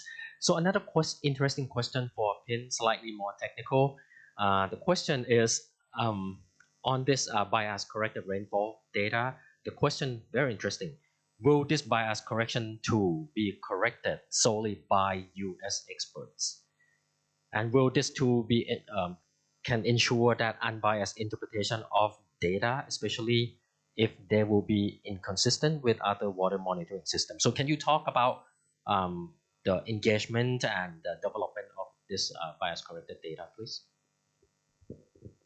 Thank you, Dr. Piran, and thanks for the questions. To clarify, these bias corrections developed by Survey Mekong, not from the US expert. So our team developed the tools, select a difference of the methodologies to do the bias correct. We also work closely with the MRC to make a test with the different methodology as well. Many performance analysis, I would say. So if you would like to hear more about the result, we also can share, because actually these two also open source. We also put in the GitHub as well, and it has a functions that if you interest into the different rainfall input, not just only GPM, you also can change that, etc. We have that tutorials. And the other questions that we led with is just not the US expert did, and that's it. Okay. Yeah, thank you, Kunchinaporn, the key here is the co-development approach that had already been introduced by Dr. Sonam before. We work hand in hand with the experts as well as the countries to not only build capacity but ownership of the approach and methodology and data. Yeah. Just one small comment, since it was mentioning about the inconsistencies with monitoring mechanisms such as MRC and the Lower Mekong partnerships or the Lower Mekong cooperation. We do, much like MRC, work with both MRC and Lansang Mekong cooperation. And in that case, we have the opportunities of making sure that these tools, these mechanisms and approaches can be tested and viewed and vetted as such if needed by our major partners. Thank you so much. So this is only setting the scene, getting everyone the technical background before the deeper discussion that will follow. So this is the end of the first part of our session. Could you please join me and give a round of applause to Jinaporn and Hans, please? Thank you, and I'll invite you to go back to your seat. And as I said before, you can try to find them during the coffee break and ask more questions. So the next part of the session today will be on engaging with our member countries to understand how this information that Hans and Jinaporn had already mentioned can be used at the national level. So with that, I would like to invite a few of our esteemed panelists. First is Mr. Hun Soti, Deputy Director of Hydrology and River Works Department at the Ministry of Water Resource and Meteorology from Cambodia. Second is Mr. Wipanu Petani, a hydrologist from Department of Meteorology and Hydrology from Lao PDR. Mr. Thanarod Wararatprasert, an expert on water situation analysis from the Office of National Water Resources of Thailand. Last but not the least, Mr. Vu Duc Long, Director General of the Department of Hydrometeorology Forecasting Management from Vietnam. So give them a round of applause so that as a way for everyone to just be alert and wake up a little bit too. So now we are going at the national level. Before we get into the a deeper discussion, I just want to remind you that our organizer have put together a few poll questions online. So you can just scan the QR code on your table, and you will see that question. Then you can just answer to the question while we're starting the engagement with the countries. So now moving on from information production, we will now getting into users. The first level of user are the first entry point from the MRC Secretariat from the regional level down to the country level. We have representatives from the line ministries in all of the Mekong riparian countries with us today to hear from them. The first speaker that I would like to ask question, Mr. Hun Soti. We have been working together for quite some time now. The question is, how does flood and drought information flow from the Mekong River Commission to your ministry in Cambodia? Then how does it go down from the national agency to the people on the ground? Are there any challenges on accessing or using the data at different levels? And I believe you have a presentation that you will walk us through. Can we?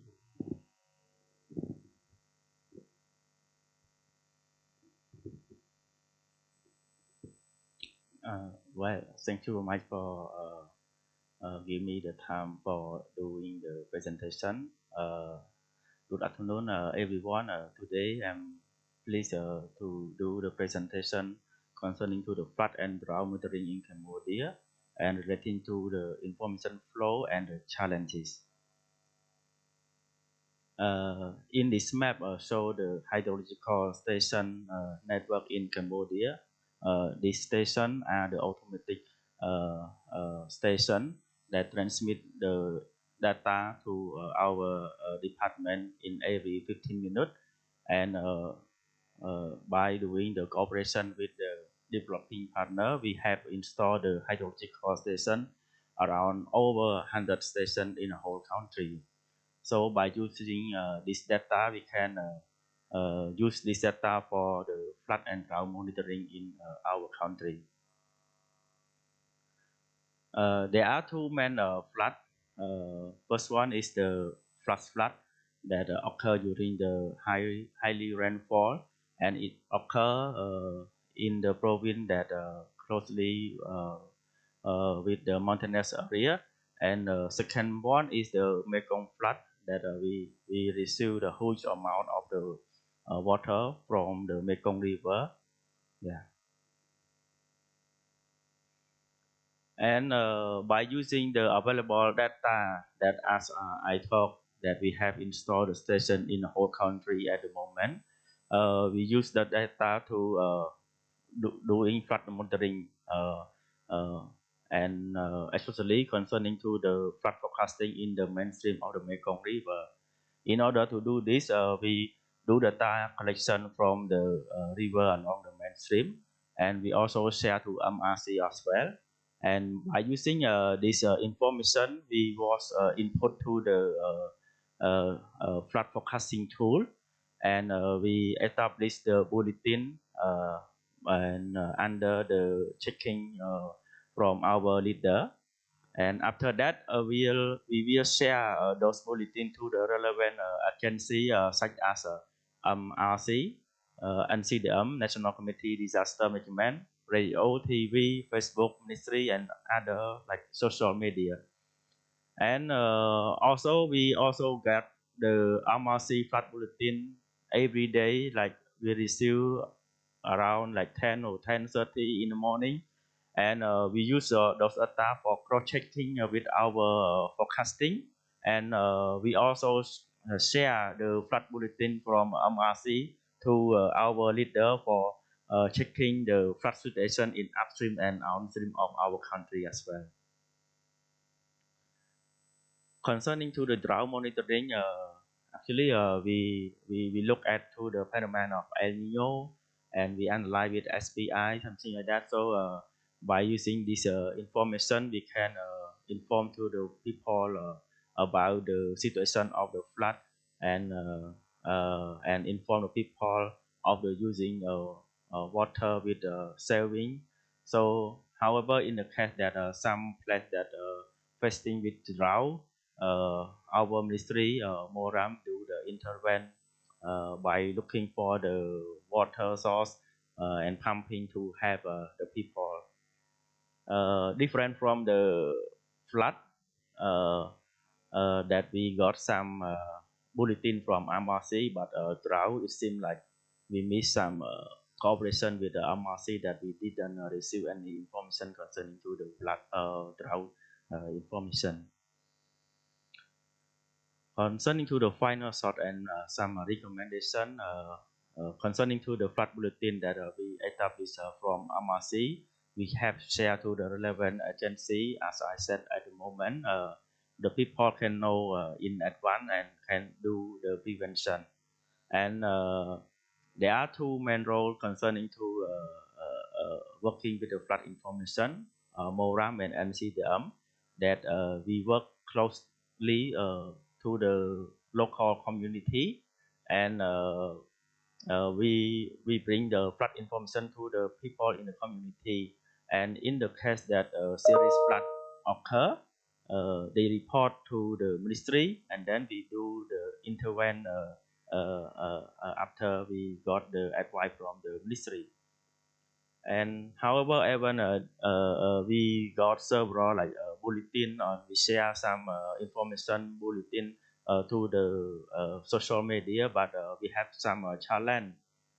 Some area of the flood-prone area, we don't have like a server of the phone, or some people they don't have a phone. So this is the challenge that we don't reach this information to the people. And to improve this, I think the flood information such as a flood extent map and staff gate or flood level panel should be considered to be installed in the community, local community. So in order to achieve this, we need some developing partner to cooperate with us to deal with this issue. Yeah, thank you very much. Thank you so much, Mr. Unsoti. So what we learned from Mr. Soti is that there is already an information flow from the Mekong River Commission Secretariat to Cambodia, right, through the Ministry of Water Resource and Meteorology. And it's also interesting to learn that the ministry in Cambodia is already able to produce their own information and then is able to use MRC information as a way to cross-check that information. Now, another point that we learned from Cambodia is that there is an internal cooperation between the Ministry of Water Resource and Meteorology with the National Committee for Disaster Management, who has the mandate to manage flooding and drought. Information can come from the ministry, but it's disseminated to other ministry, other agencies in the countries, and then go all the way down.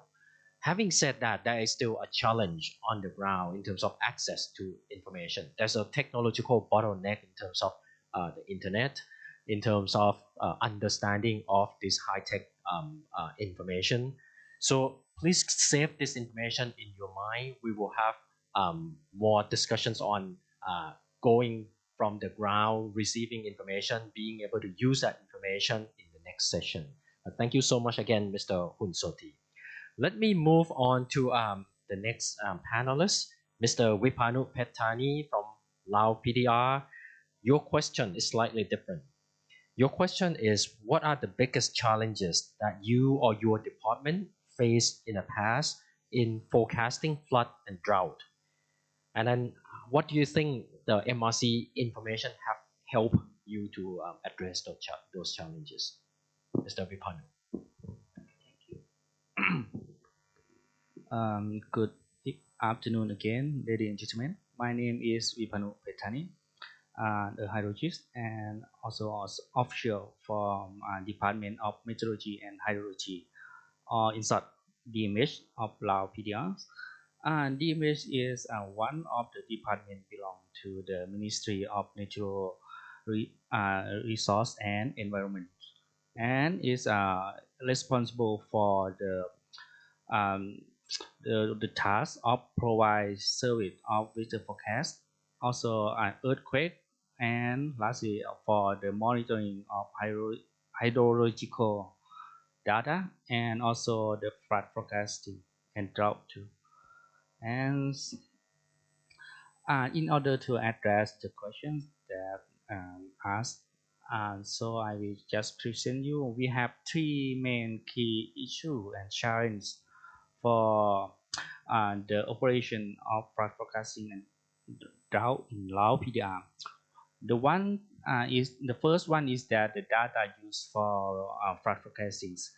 As currently we have the data input from the hydrological data network around the whole countries, and we input this data into the flood forecasting model in the DMH, which is we use the regressions model, which use the relationship between the upstream and downstream to forecast the water levels in 2 days ahead forecast.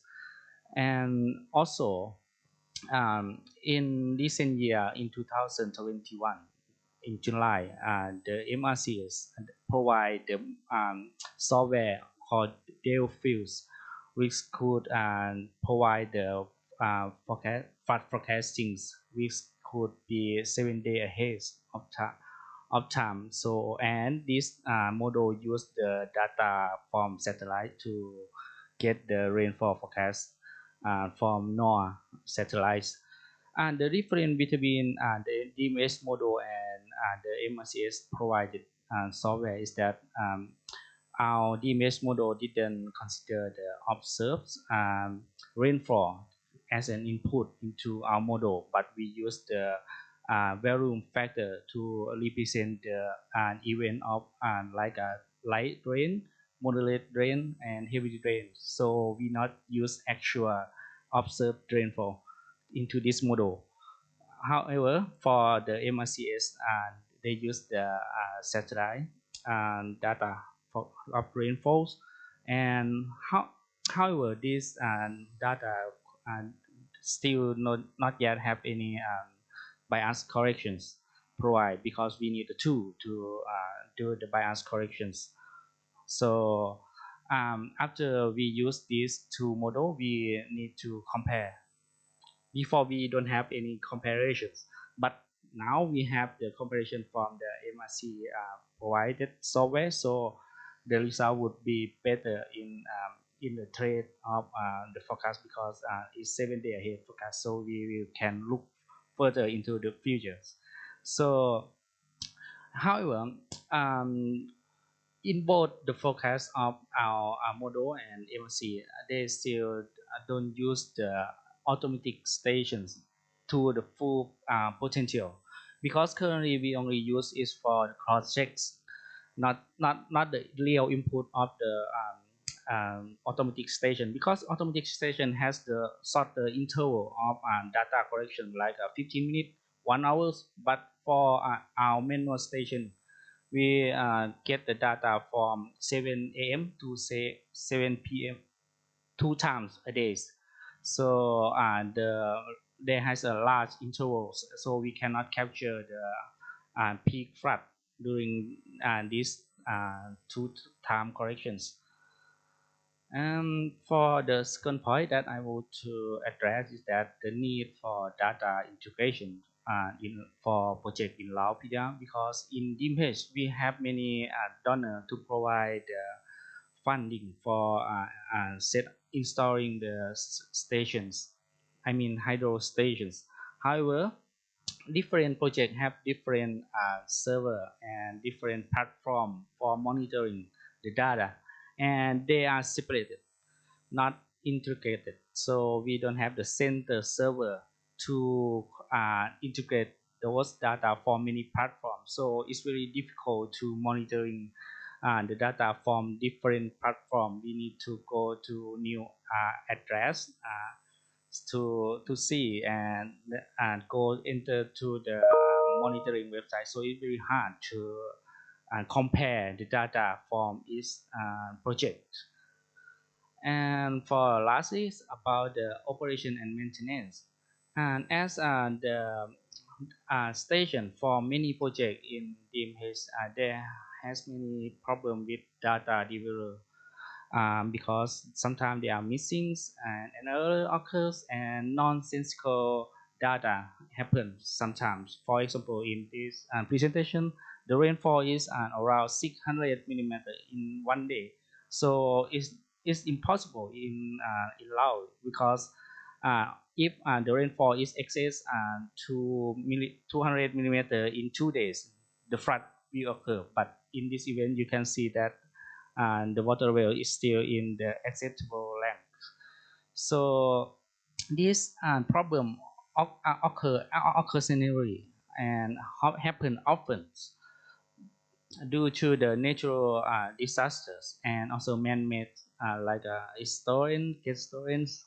This happen a lot, and that's why both automatic station and manual station need to be cross-checked together so we can make sure that the data that we collect is had a good quality.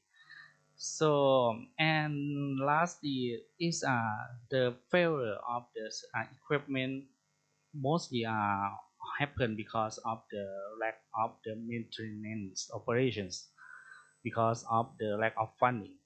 So usually the station would be repaired but not go to maintain, because only when the station is broken, so we can make a request for funding to go to repair the station, not for the maintenance. So we don't have the fund for maintenance.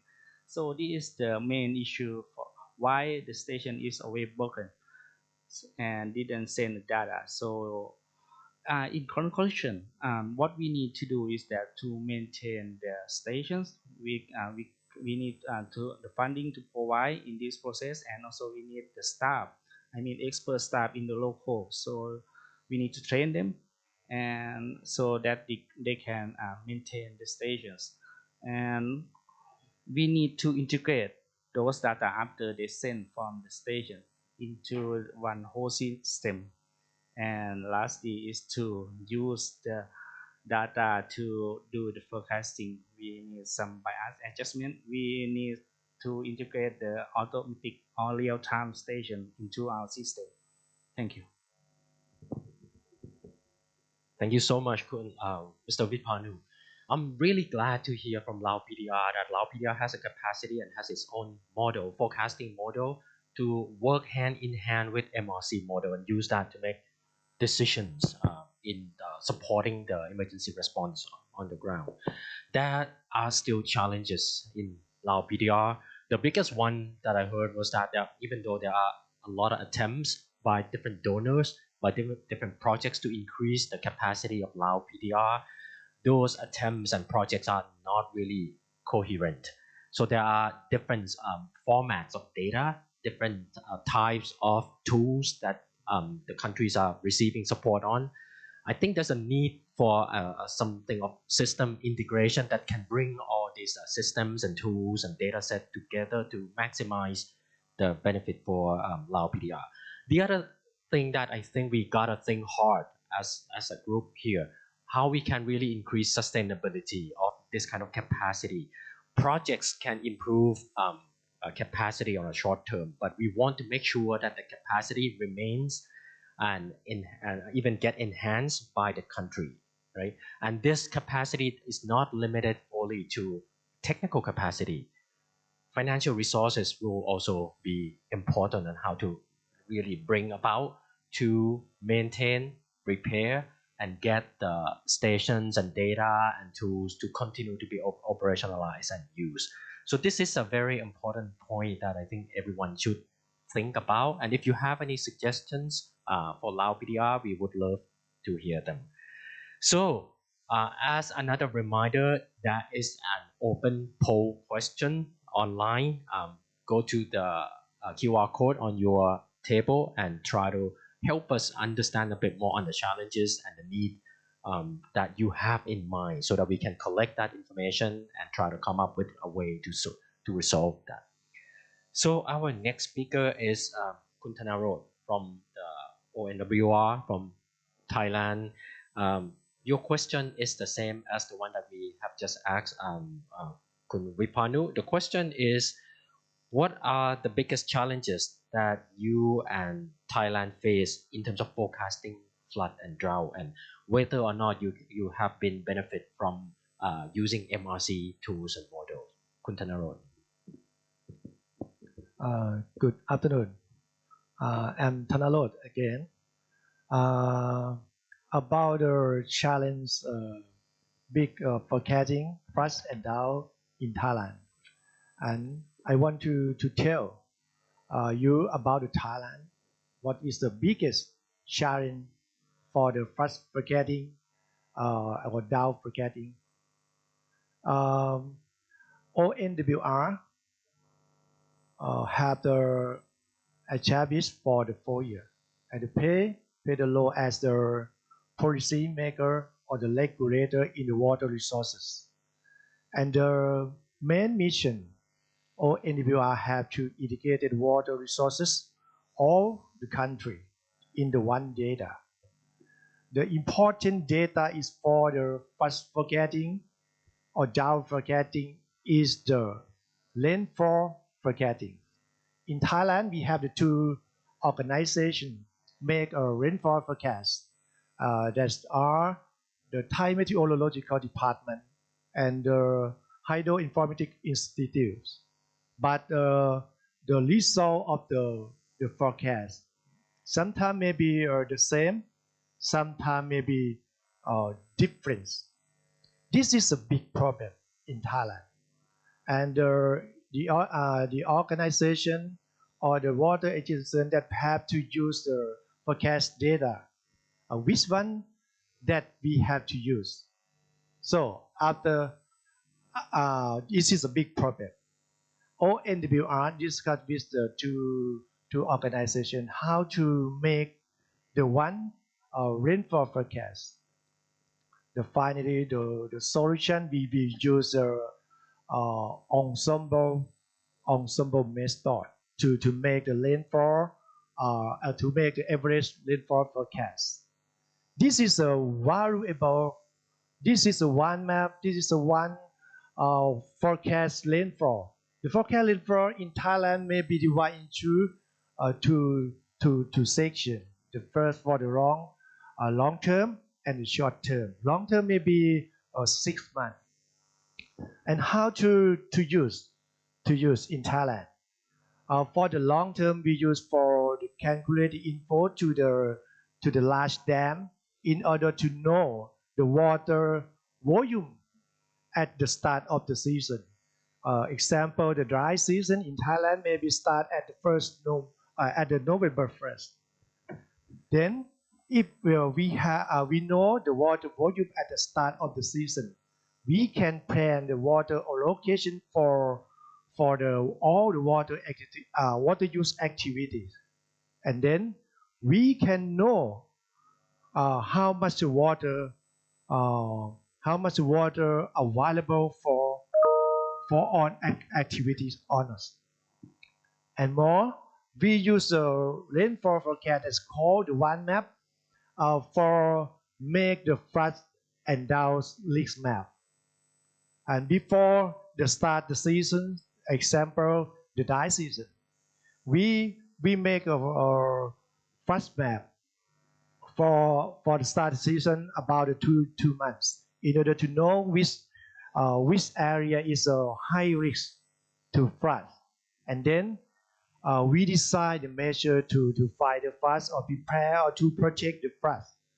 For example, the last year we make the drought measure, the nine measures, and now in the first season we have the 13 measure for prepare or for the protect the flood in Thailand. And this is the 9 measure about the drought season. About the drought season the last year.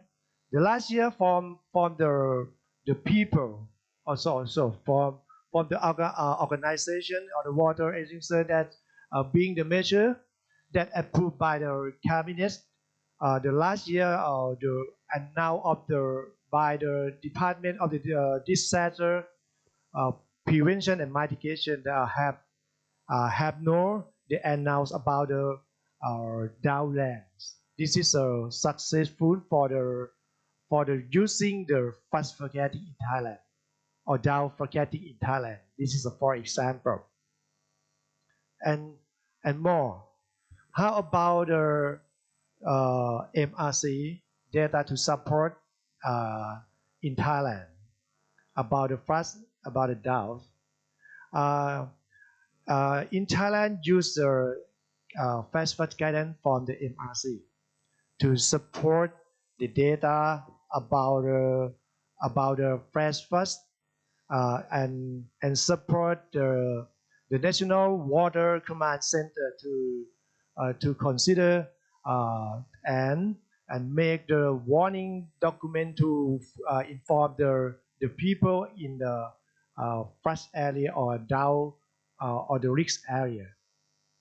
This is for example. And more, we use the fast forecasting from the MRC. In the past, the MRC have the 3-day forecast, the fast forecast, but Thailand want to be a 5-day forecast that the carry of the MRC produce follow the request of the Thailand. That the flood forecast is valuable for people who live along the Mekong River. It is about 5 provinces in Thailand.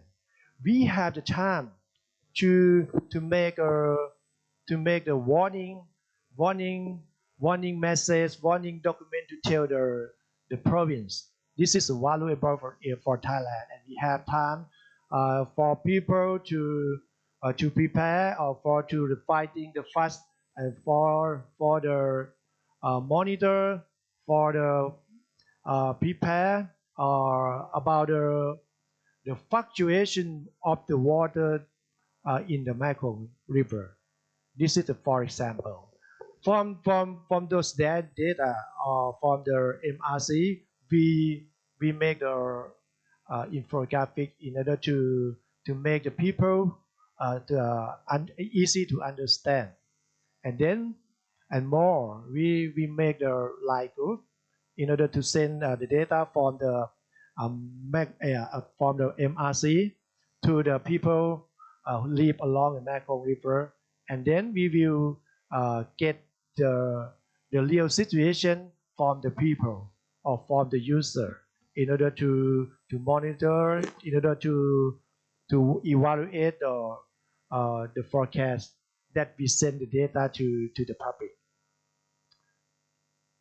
And the last thing, from use data from the MRC, I think we want to request or propose to the MRC that in the flood season, in the serious case of the water crisis, I would like the MRC make flood forecasting more than once a day, and more some tributary that have the runoff flow to the Mekong River, and we have no data. I would like the MRC make the plan for the install the water level station, and more about the data. The data sharing. The data is a power. Now the MRC on the purchase to make the platform the data sharing.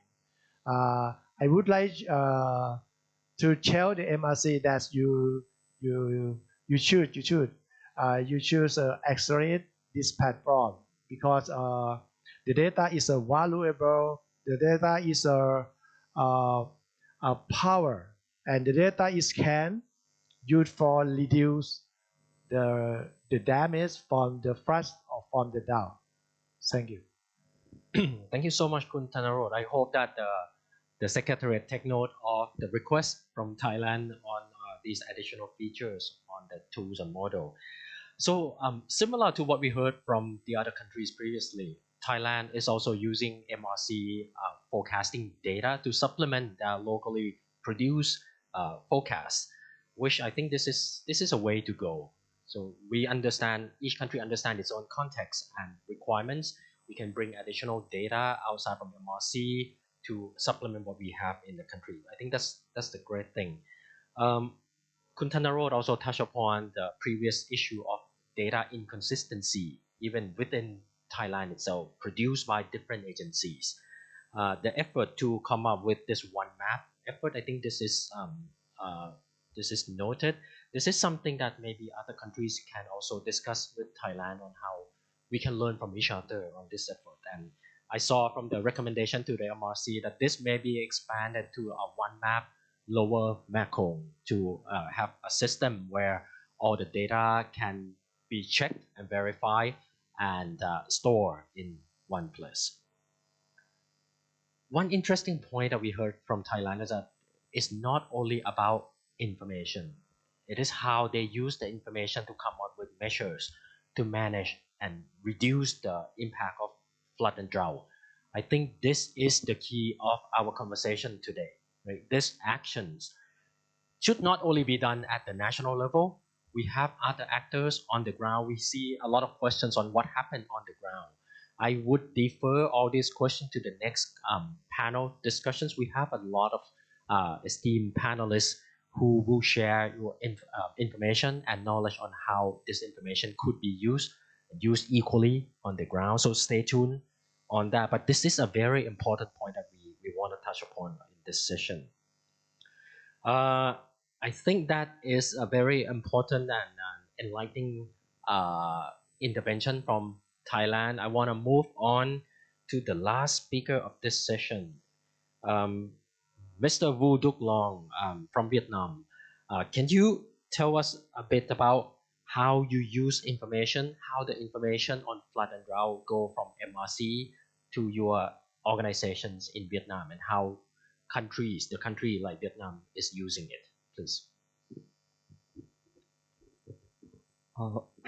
Thank you, Mr. Chair. Good afternoon, everyone. My name is Vũ Đức Long. I come from Vietnam Meteorological and Hydrological Administration. Today, I would like to discuss with you about Vietnam perspective on cooperation on flood and drought forecasting. And firstly, I would like to introduce with all you about the VNMSA. It means where I working. As you see, VNMSA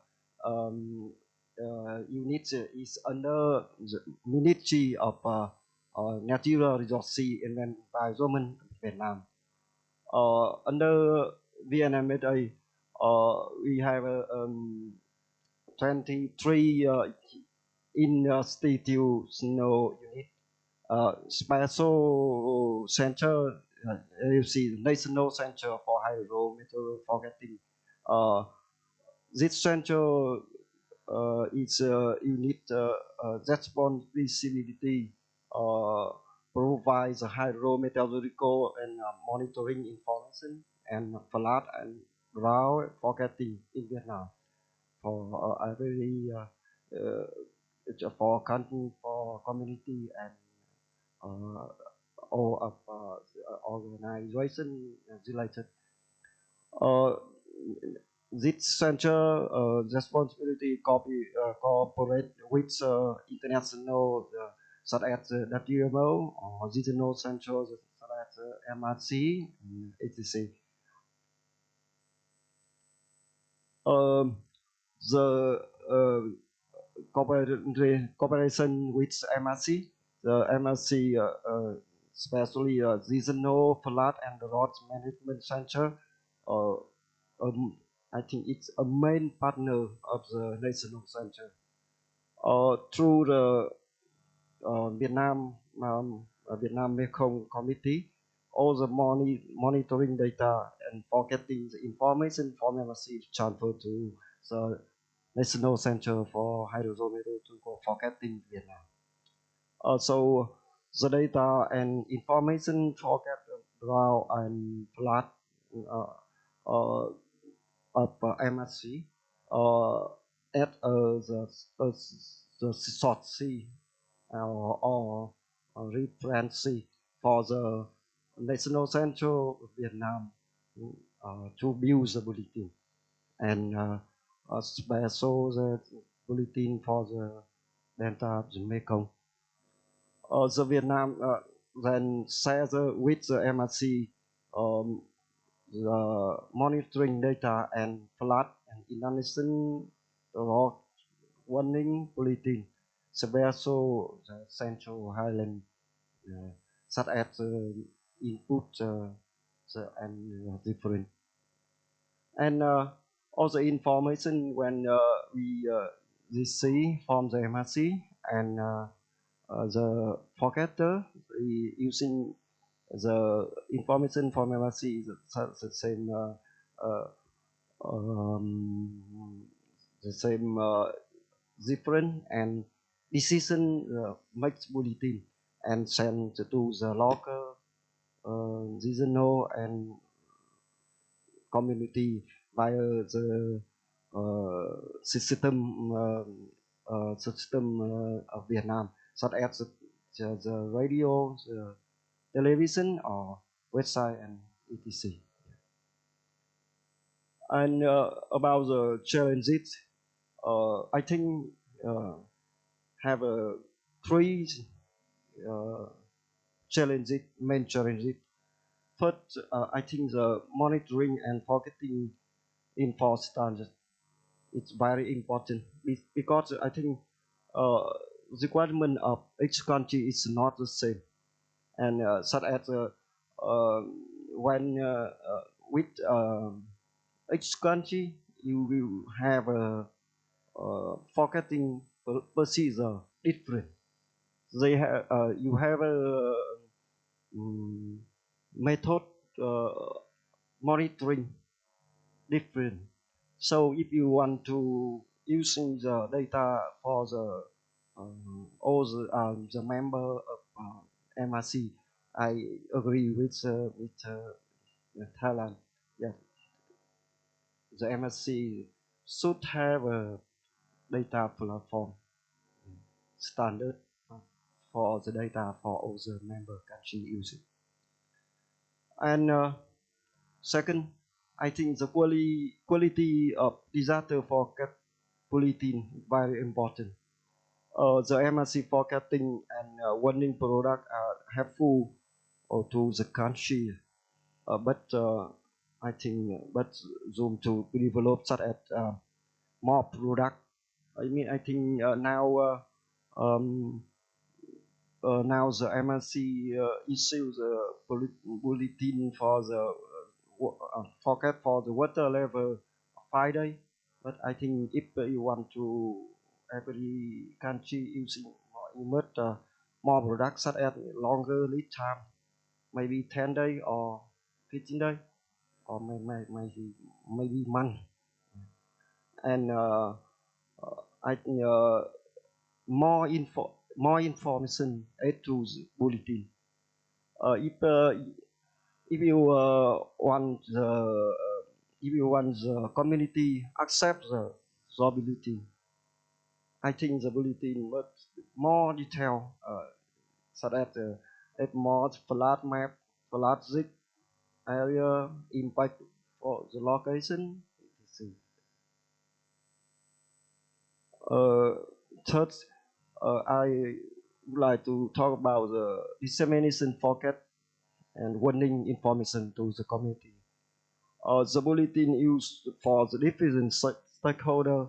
So if you would like to the community using suitable the bulletin, I think the language or the level information from each bulletin is very important.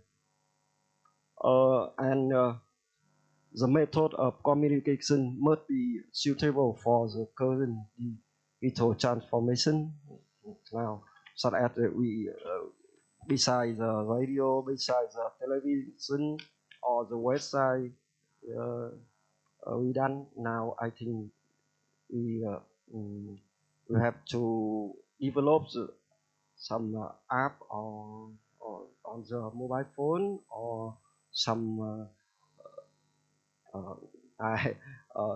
social network. I think it's very good for us. Final, let for the MRC make MRC and the and member country of MRC have a cooperation good and develop for the drought and flood forecast. I think I recommendation three point. First, develop standards document for and forecasting procedure.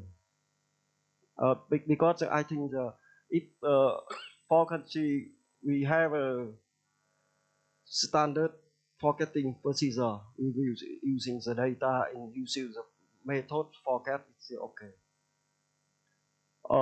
Improve forecasting capacity, such as the monitoring network with Thailand and all mentioned before.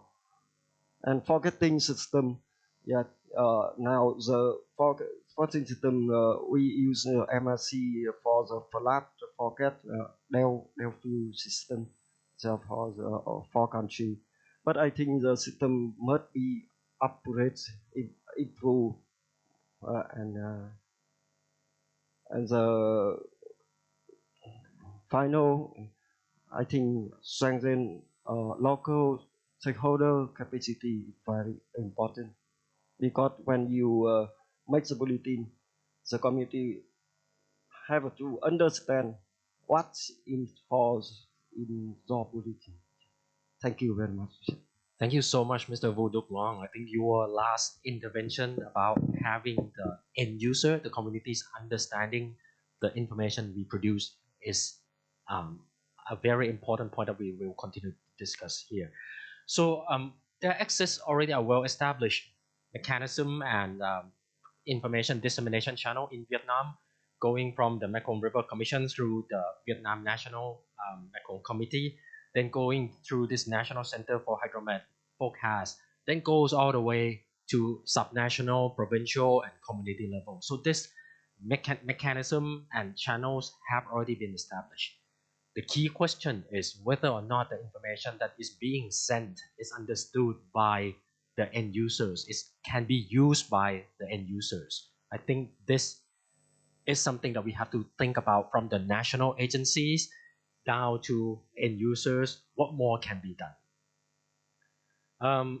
There is an interesting point that is similar to what Thailand has said, that the standardization, different countries have different standards in not only on the information, but also on the policies and procedures for using and utilizing the information.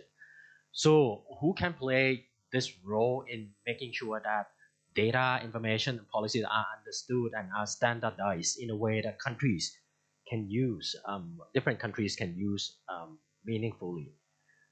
Should it be the MRC alone? Should it be a regional cooperation amongst the member countries and the MRC to work together?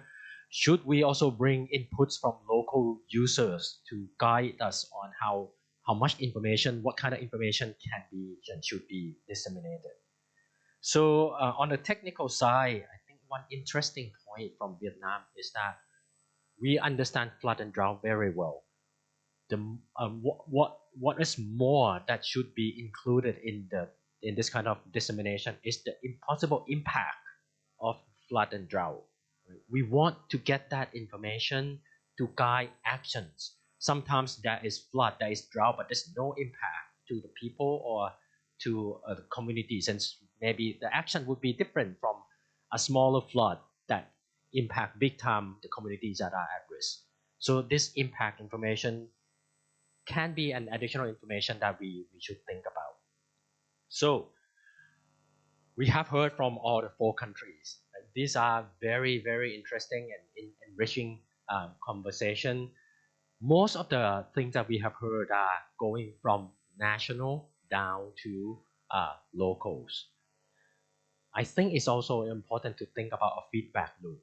How does information go back from local to national and eventually to regional institutions like the MRC? This kind of feedback is important for the like the MRC to improve their modeling, their forecasting tools and data.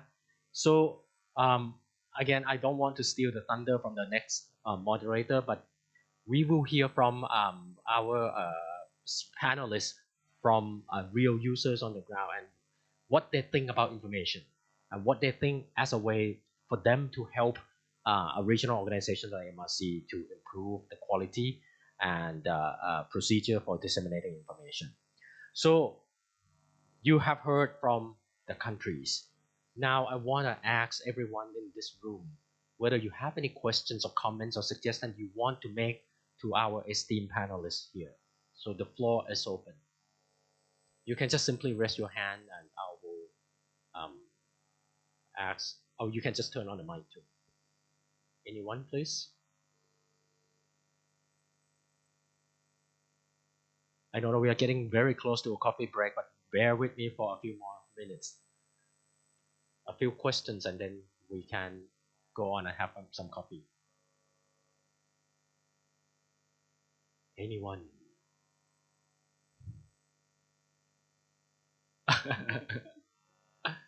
Please.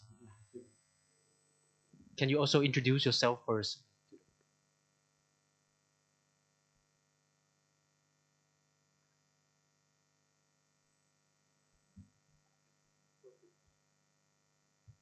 Okay. Oh, okay. Thank you very much. My name is Tien. I come from Vietnam National Mekong Committee.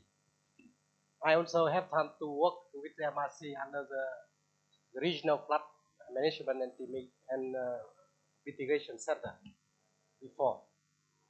So I still wonder, maybe my question go to the four panelists, that whether you really use the MRC flood forecast product on the mainstream or not.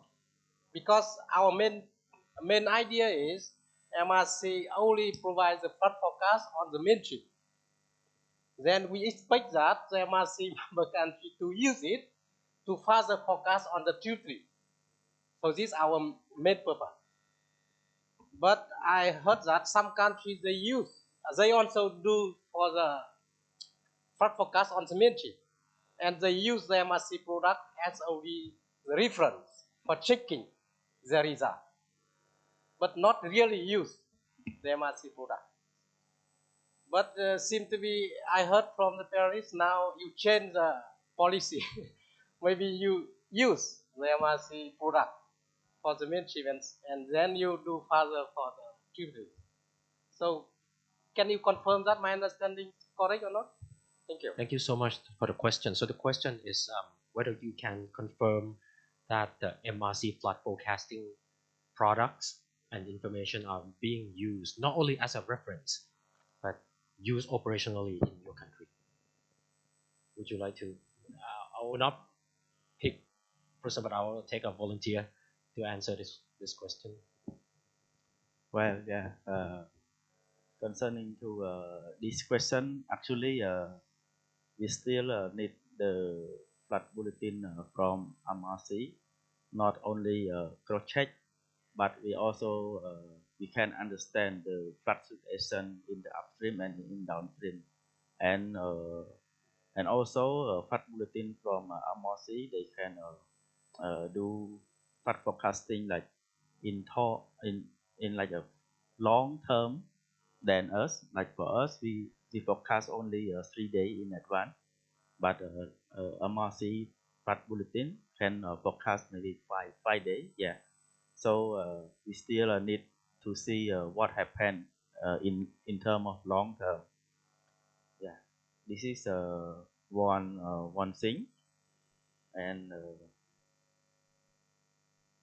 I think that other will answer this. Thank you. Would anyone else would like to touch upon this question? Thank you for the question. Actually, in Laos PDI, we also use the products not just from the MRCs is public on the websites, but also the standalone of fields to run the model to do the forecasting. But this one, that, like I mentioned before, that we don't have the bias adjustments from the satellite, but we use it as the guideline to see if our model and the fields produce the forecast result in the same trade or not. Because like I mentioned that the field use the satellite data, rainfall satellite data, but our model don't use it. So we need to compare. And we also use the fields in some tributary in Sebang Phai, which they have set up a long time ago. This one is a good thing that you want to explain to the other tributary too. I hope that can answer your question. Thank you. Anyone else? Or? Thank you. For Thailand, we also use only the MRC product for the MRC river, and then we compare the historical data also in order to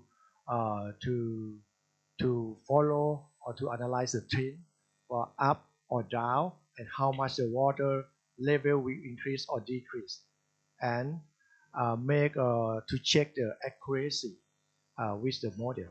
Thank you. Yeah. Mr. Long, you want to add anything, or everyone else had already covered?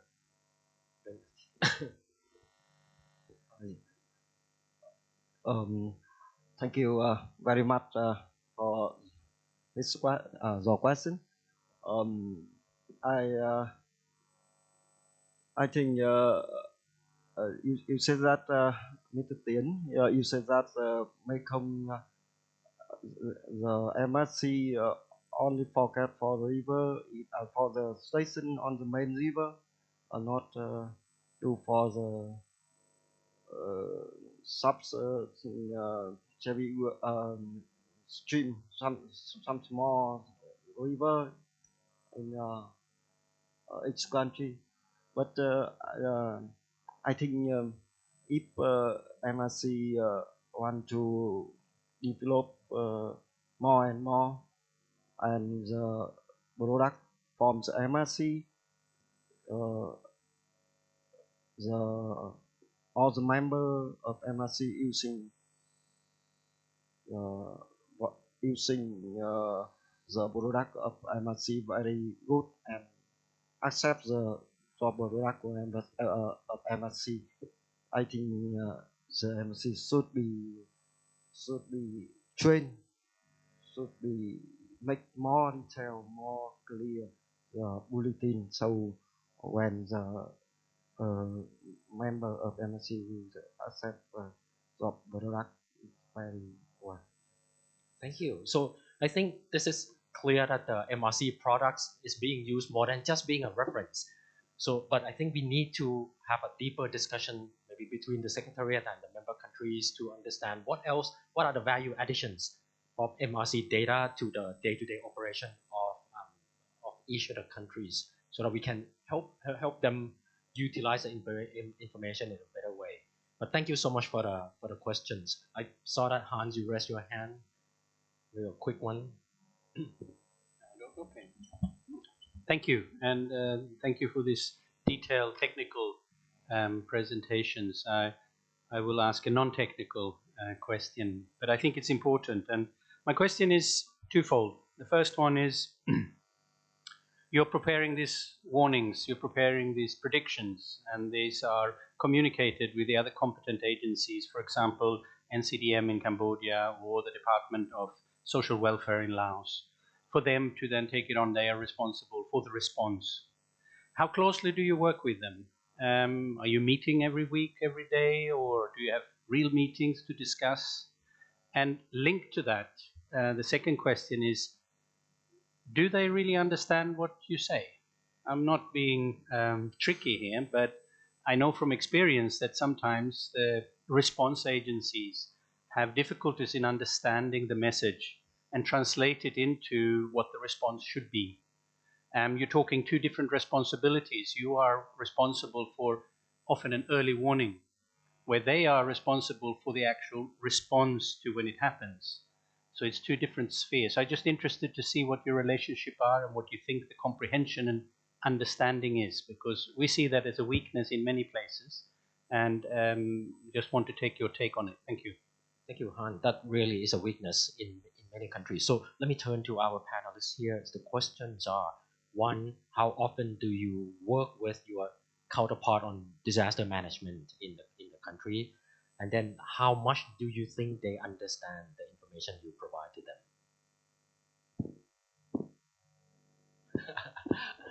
It's always go right to left. Yes, okay. Yes, thank you for your question. Actually, it's not much quite too long. Now is technology is developing. As I said, we established the flood bulletin, and we share those information to the relevant agency. So they got our information concerning to the flood information every day. And as I said, we do cooperation and work closely with NCDM. And NCDM, they also have some people who work closely to the community in the local level. So they bring those information to report and to inform to the community level almost like, let's say, every day. Yes, the thing that in my presentation that we see some gap information because of some in terms of technology, like people they didn't receive our bulletin because of the server of the phone, and some people they don't use the phone. This is some graphene. Yeah. Okay, thank you. Maybe one more answer to that question.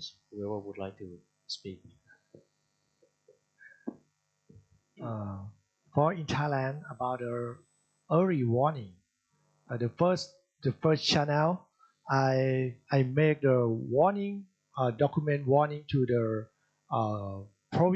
provinces, and at the first, that is an official way, and the next channel we send the fast warning message to the line group of the Mekong situation, and we every day we make a infographic from the data from the MRC. The infographic that have adjusted by the member in the line group. So when they see the infographic, they can easily understand what the water situation will be, up or down, how much the water level go up or go down. And then if the member or the representative from the 8 provinces that don't understand, they will ask the question to the official or to the admin in the line group. This is I think that this is a very effective way to send the warning or the fast message to the people. And then the people, the member is a representative of the provincial or of the DAG community who live along the Mekong River, and then we send the data to the community.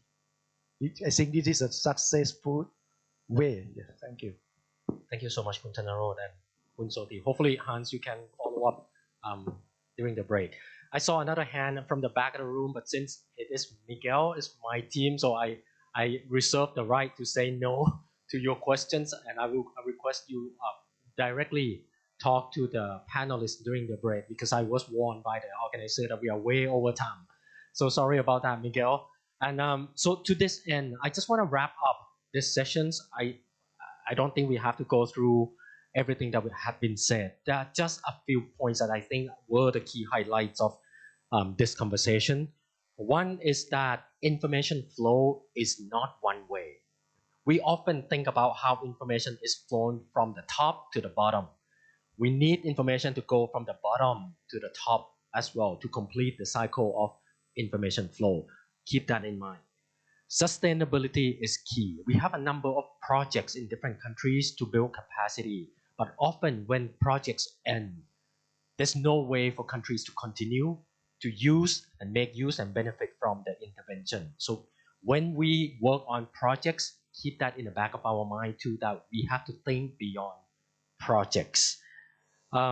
Information inconsistency, again, similar to projects, there's a wealth of information and data. Most of the time, data are inconsistent, sometimes are contradicting to each other.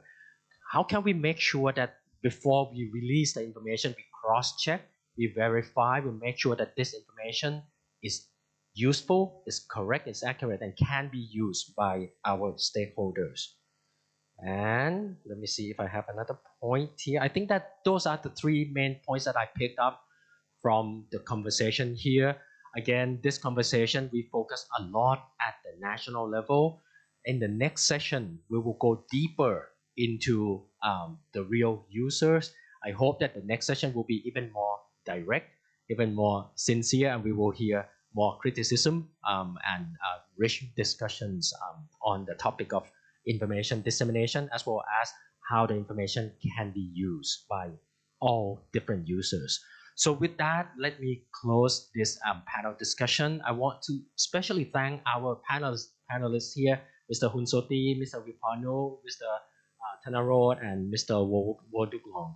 Thank you so much for your information, for your interventions. We learned a lot, and hopefully this will not be the last time that we meet each other. Please continue to discuss and ask them questions. They will be able to answer much more than we are on the stage here. So thank you again. Thanks for paying attention to the session. Thank you. Okay, thank you, Dr. Pirnan, and all our speaker for your intervention. I think we are running actually a bit late. Probably we are walking. Well, actually, I'm just kidding. Okay, we are running a bit late, but coffee break will still be 20 minutes, right? Like Dr. Pirnan mentioned, the next session is hopefully to be more, eye-opening, because we are going to hear some fresh ideas of how we can, for example, communicate flood and droughts during this time of days. We also will hear some perspective around genders and, with these topics. So if we can come back to the room at 4:25, I think, that would be great. And please don't go home yet, okay? We have some gift for each of the participants, right? Personal gift. Thank you so much. Have a good coffee break.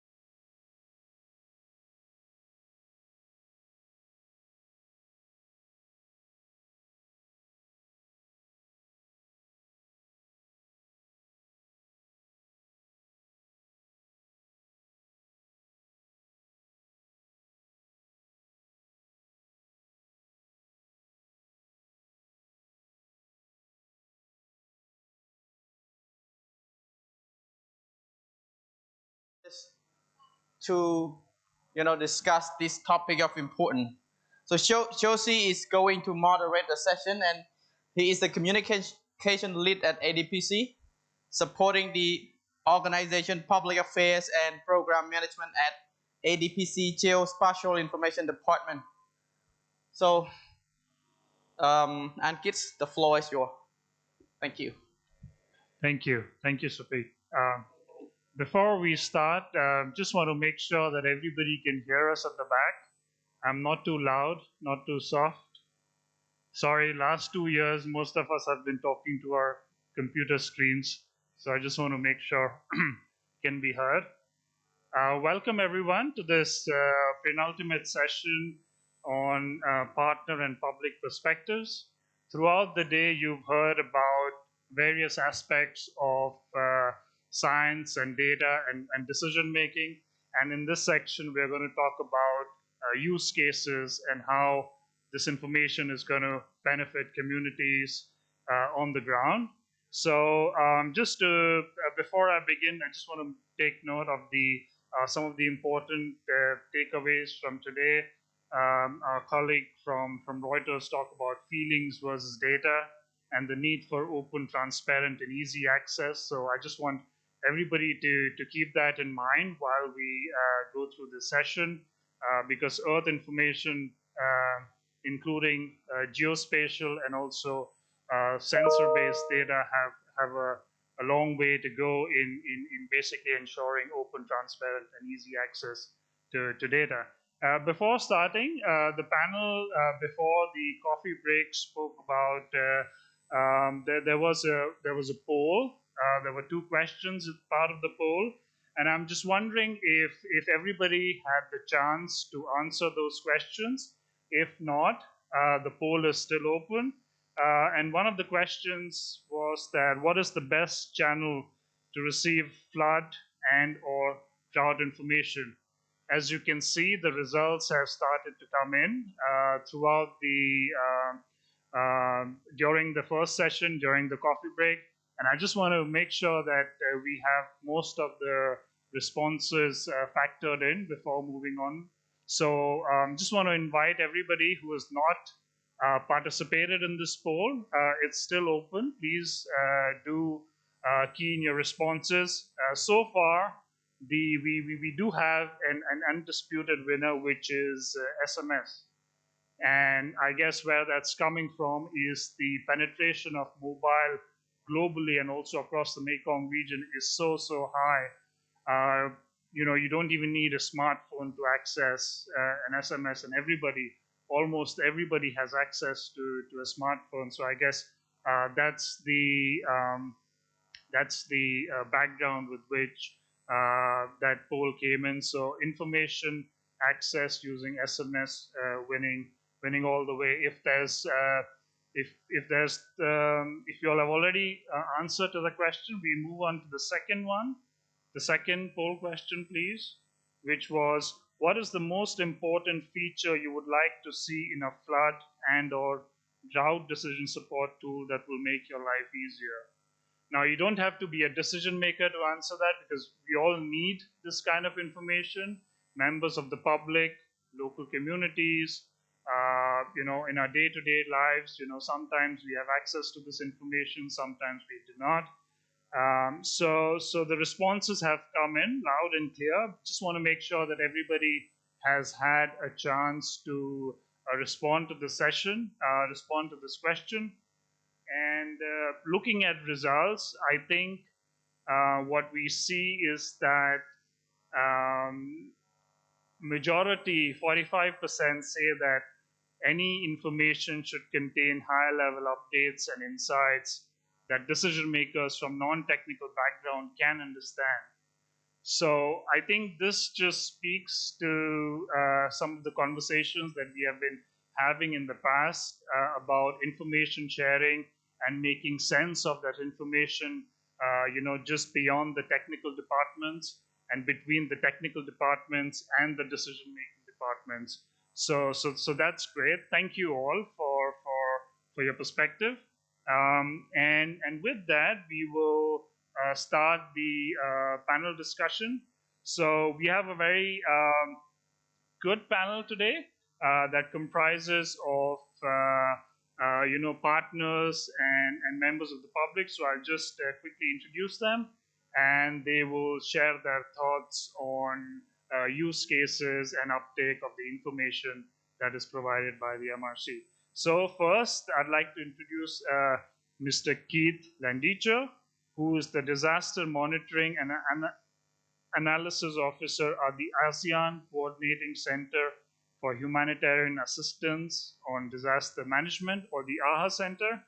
And Keith, if you can just help us understand, how your institute, the AHA Center, has used flood and drought monitoring data from the Mekong, from the MRC, and what are some of the current and potential future use cases of this flood and drought information which is provided. So over to you, Keith.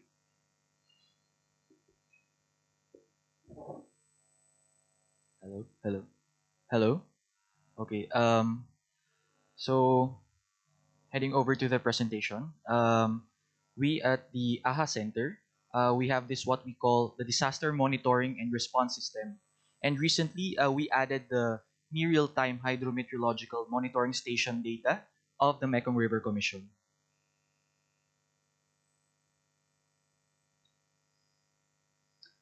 Just for context, this is the workflow of disaster monitoring and analysis at the AHA Center.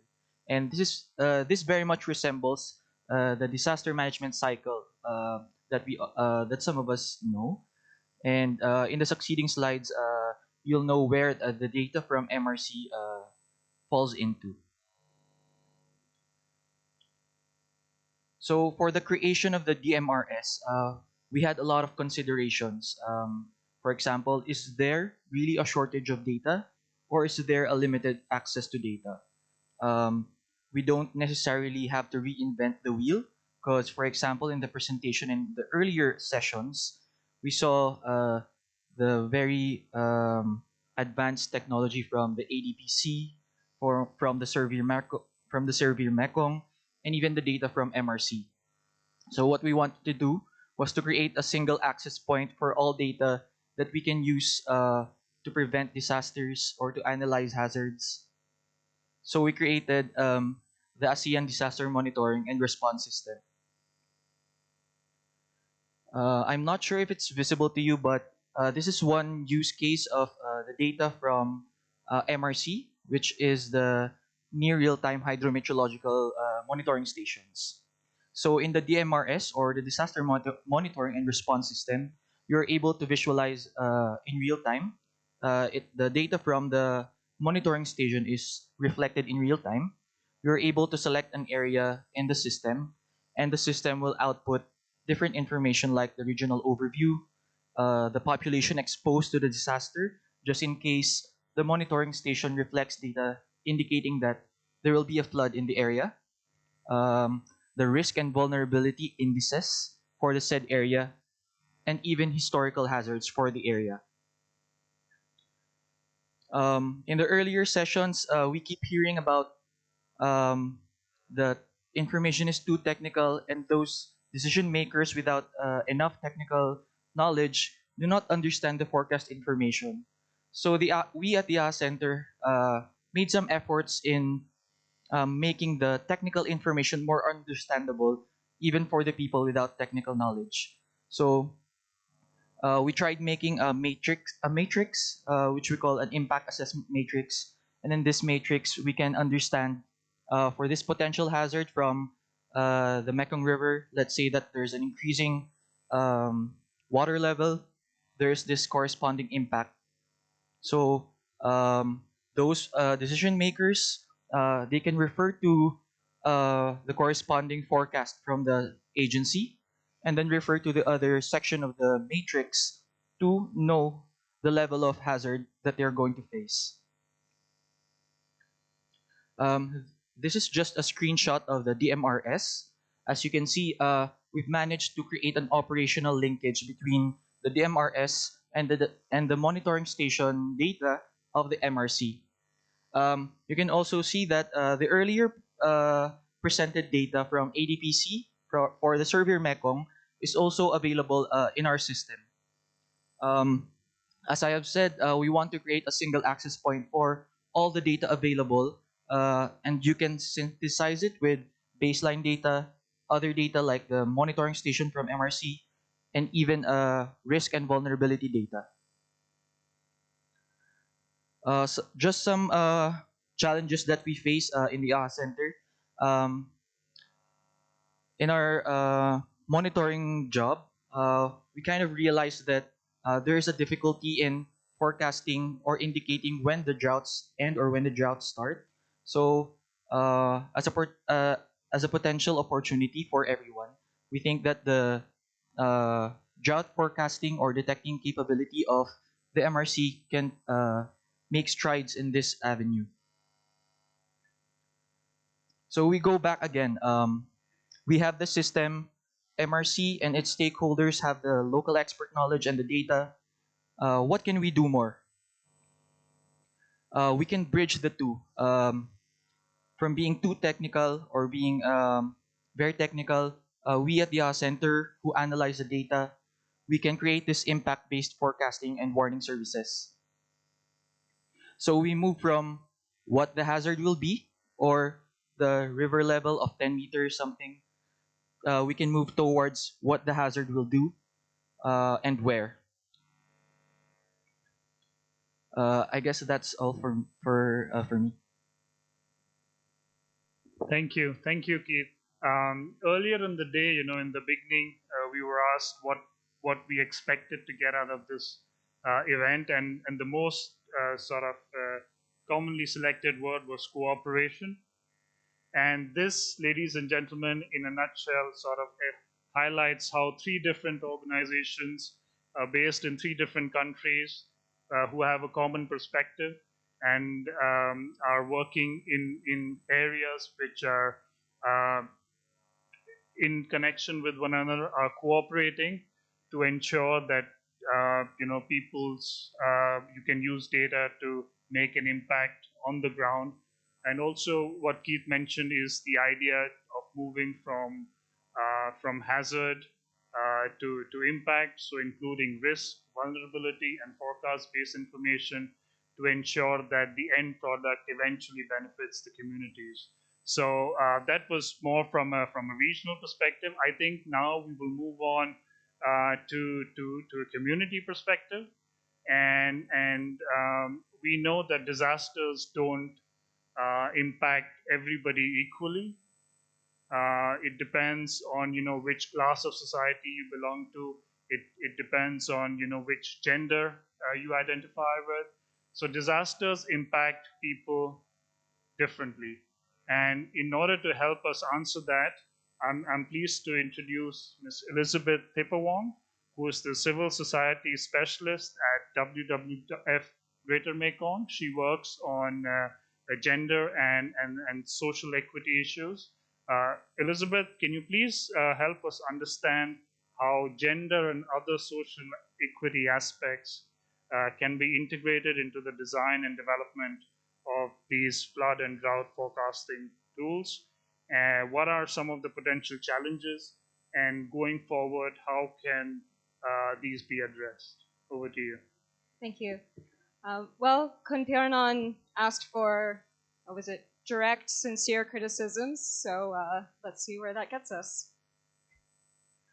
I would like to begin by just saying that we've already heard all day, and we recognize, I'm not saying anything new to the experts in the room or in the virtual space, that flood and drought, environmental impacts, degradation, disasters, these are intrinsically linked. There's a causal relationship to social inequity, to social issues. So we can't separate these. We need to recognize the pervasive relationship and the impacts on issues like social or sexual reproductive health rights, gender-based violence, and deeply discriminatory issues and poverty. This is why we're having these conversations. This is why we're addressing them here. And also recognizing that those of us in the room, though fewer than before the coffee break, represent the very privileged few, the small percentage of people who were entrusted to represent our communities, to speak on their behalf.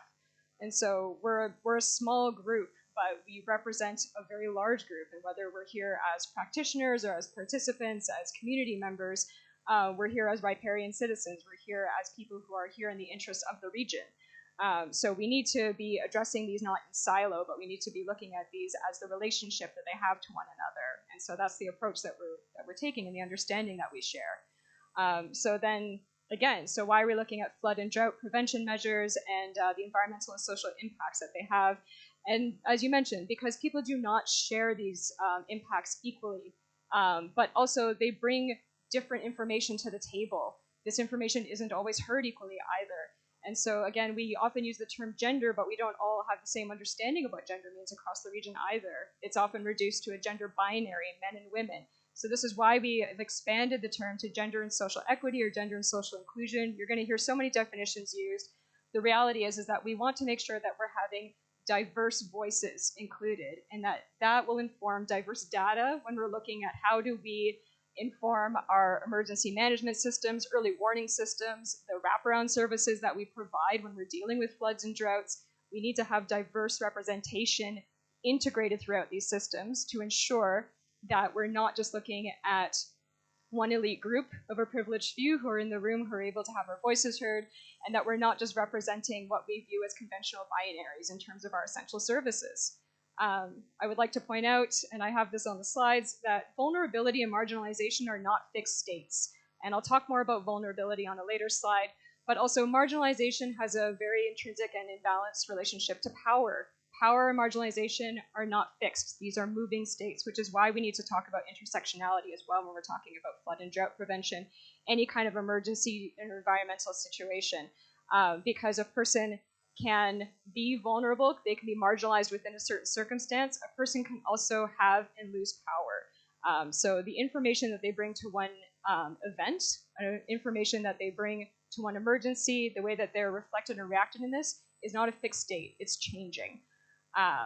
And so, of course, also we recognize that social dimensions will also inform our adaptive capacity. So the more power a person holds, the more able they are to adapt to an environmental threat, to flood and droughts, but also we're going to discuss and we're going to look at the fact that people that we often classify or that we reduce to being vulnerable communities are actually the knowledge holders for adaptive capacity. These are the people who for generations have been dealing with climactic events, have been dealing with flood and drought, but they're excluded from the conversations that we are relying on them for. And I want to reflect on a comment that was made earlier about how local communities can no longer live in the traditional way and that we need to be innovative. And I was really delighted about the comment that was made earlier about rewilding. I think that's a really interesting topic, and I appreciate that also the contrary opinion that was brought up about how this is a very Western-centric lens. So we need to be looking, of course, at rewilding as an innovative approach, but also conservation and why we need to hold on to, why we need to grasp the environment, the wetlands, the areas that we already have, and we need to recognize the importance of them, the fundamental importance of these areas. And I think that in order to do that, we need to capture the knowledge of local communities, the people who have been facing these issues from the beginning. And again, I don't presume to tell anyone in the room anything they don't already know, but this has been made loud and clear throughout the chat all day, that we need to really rely on local communities. We need to reframe how we position the knowledge that comes from people. And also innovative is not synonymous with urbanization. So we can look back to the traditional ways of coping mechanisms to inform our adaptive strategies. So anyone who knows me knows I hate PowerPoint, so I apologize, this is really short. But so the data, tools, and policy developments that we looked through, owning to all the facts that I just stated on the previous slide. So when we are developing these policies, when we're looking at the existing tools, guidelines that we already have at a regional level, are they responsive or transformative? And what do I mean when I say this? Right now, they are largely reactive. So that means when we have a flood, we are reacting to that event. When we see a drought coming, we're reacting. We are creating essential services. We are intervening. We are dealing with the event that's directly in front of us. In order to have a responsive, whether this is gender responsive, socially responsive, culturally responsive, whatever language you're choosing to use, a responsive plan, policy, protocol is one that acknowledges the social dimensions and issues and integrates that and mainstreams that into the policy and plan. And so then it can be reflective of the communities that you're hoping to service, that you're hoping to work with. Now, when we're trying to move towards transformative plans and policies, this is taking it a step further. We are trying to move beyond. So this is where we can actually address the root causes of some of the systemic discrimination, the biases that have actually potentially caused some of these disasters that have affected the climate-induced disasters. Because as we know, it's not actually just climate change in a vacuum. There's rampant resource development that has exacerbated these climate threats. There are other issues that are informing this. It's not simply just climate change anymore. And again, we are not all impacted by this equally. I'd already mentioned about diverse data sets. So who is informing the policies? Who is creating this data? But then also, who are we valuing as experts? I would invite people to consider that we need to rely on the expertise of people who would never call themselves experts. So the local communities, the people who are dealing with this every single day. And I believe that these kinds of tools that we've mentioned earlier, I believe that the people in the room, there is a genuine interest. I believe that there's a genuine uptick in actually consulting with local peoples. And we need to, I don't know, I sat in the comment earlier about feelings versus data, because I think that the people here feel very passionately about their data. I think that they feel very strongly about the work that you're doing. I hear it. I hear it from you whenever we come to these meetings. I see it in the reports. I see it in the work that you're accomplishing. And likewise, lived experience is data. Lived experience is real empirical knowledge. So I think that we need to reposition this differentiation and how we transcribe that data into real action. And you said earlier, one of the comments that came from the first, I don't know, when we did that poll, whatever, was that people wanted to see cooperation. I was the person who loud and clear wrote action. I want to see action. So I think that we can be driving this forward. And that leads us to the tools. And we've already discussed the end users and the tools. So I won't take up any more time with that. So the strategies and approaches. One of the biggest challenges that we see is this kind of dead end when it comes to implementation.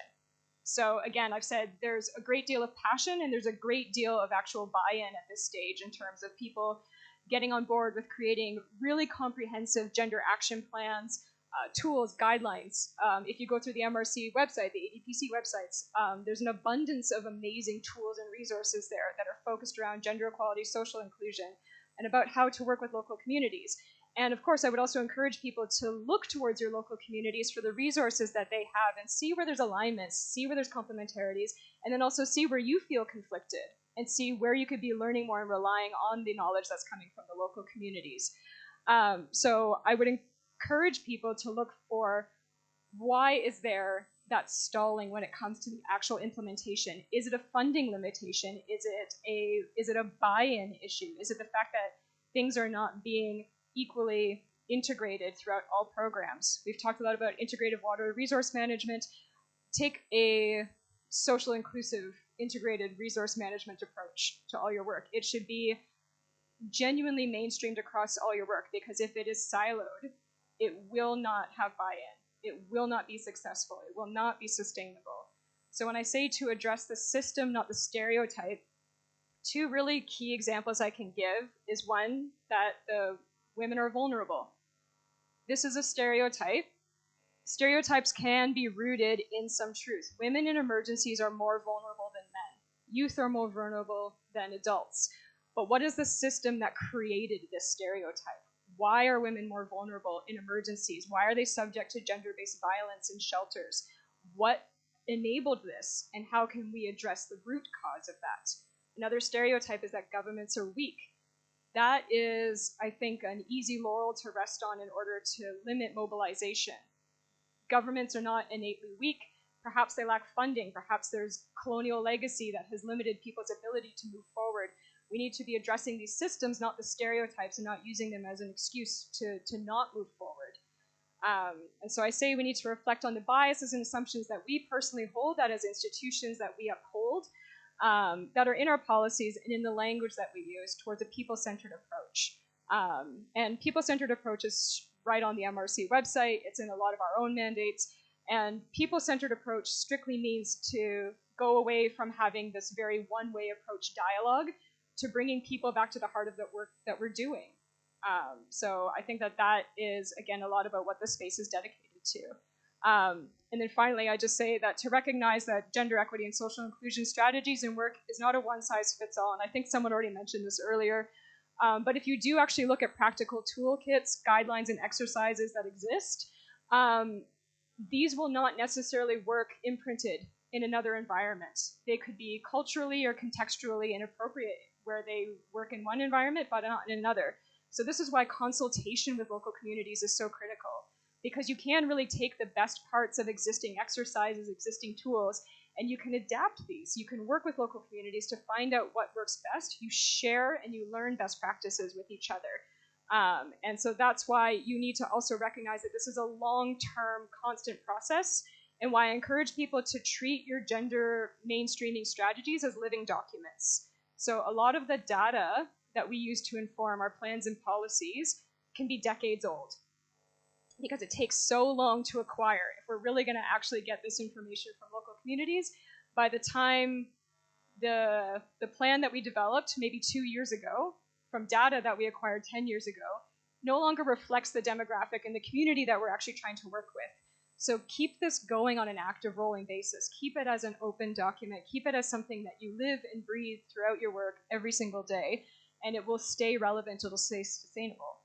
And I believe that I tried to keep us on time by talking a mile a minute, so I would invite the next speakers. Thank you. Thank you, Elizabeth. So you've given us a lot to think about and act upon. So intricacies about gender equality and social inclusion. You spoke about breaking away from the siloed approach, and also about the role of traditional knowledge that plays such an important role. So combining scientific or not scientific, but combining latest technological related knowledge together with local traditional knowledge, intergenerational knowledge that plays a very, very important role in decision making, to ensure that those perspectives are very much part of what you do and how you do it, and about constantly updating gender-related data and using that as a living document to inform and continuously improve upon internal policies, and not just make it a checkbox that needs to be done, but make it more dynamic. So thank you for that. Our next speakers today work at the intersection of communications, technology, and disaster management. They are students at the Asian Institute of Technology. Ladies and gentlemen, we have Ms. Pontrip Sansai and Ms. Yosita Bunsia, who are jointly going to present, and they're going to talk about some of the innovative ways to communicate flood and drought warning information using, if possible, if you can give us some examples in that regard, that would be great. So over to you. Hi everyone. Afternoon, ladies and gentlemen. So today, us, Yosita and Pontip from the Asian Institute of Technology, Thailand, will be talking about our views on some innovative ideas that we have come up with to communicate flood and drought info and warning. So I'm sure that everyone in this room has already known and informed about the drought and the flood situation in the Mekong, global Mekong River Basin, which is tend to be with lasting longer, with more intent, and have occurred even more frequently. So that I'm not going to get into detail about that anymore. So that and about that, we now know that the ones who suffered the most from this damage of the changing pattern in the weather, and also the land use, and also the climate change that has been posing threat and damage into every inch around the world, as well as this particular area, lower Mekong lower river basin. I'm sorry. Yeah, we already know with this knowledge, we already know that those communities that were unprepared will be the one who are suffered the most from this damage of this change. So next, and these are the key innovations that we have come up with. So first one, we would like to alleviate the stakeholders with the easily understood and accessible information via live application, because we believe that in order to make someone aware of something, either is knowledge or graphic or graph data, we have to go where they live. We have to go where they can access easily, so that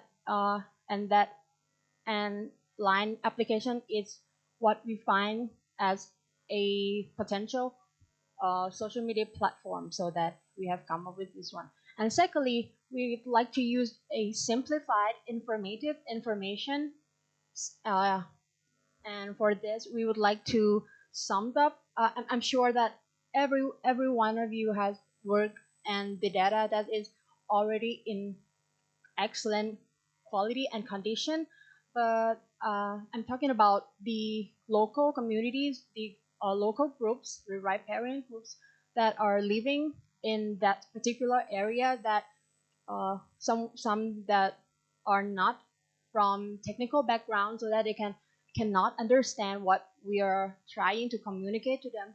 So that this is why we have come up with this one, so that we think that to simplify the knowledge as much as possible is the key here, because simple is the key to communicate.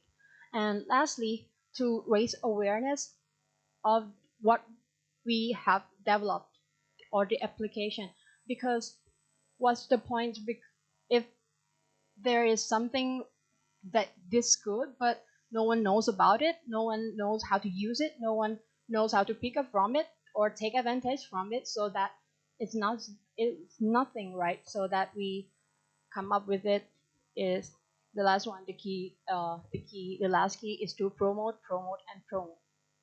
And this is what might have looked like about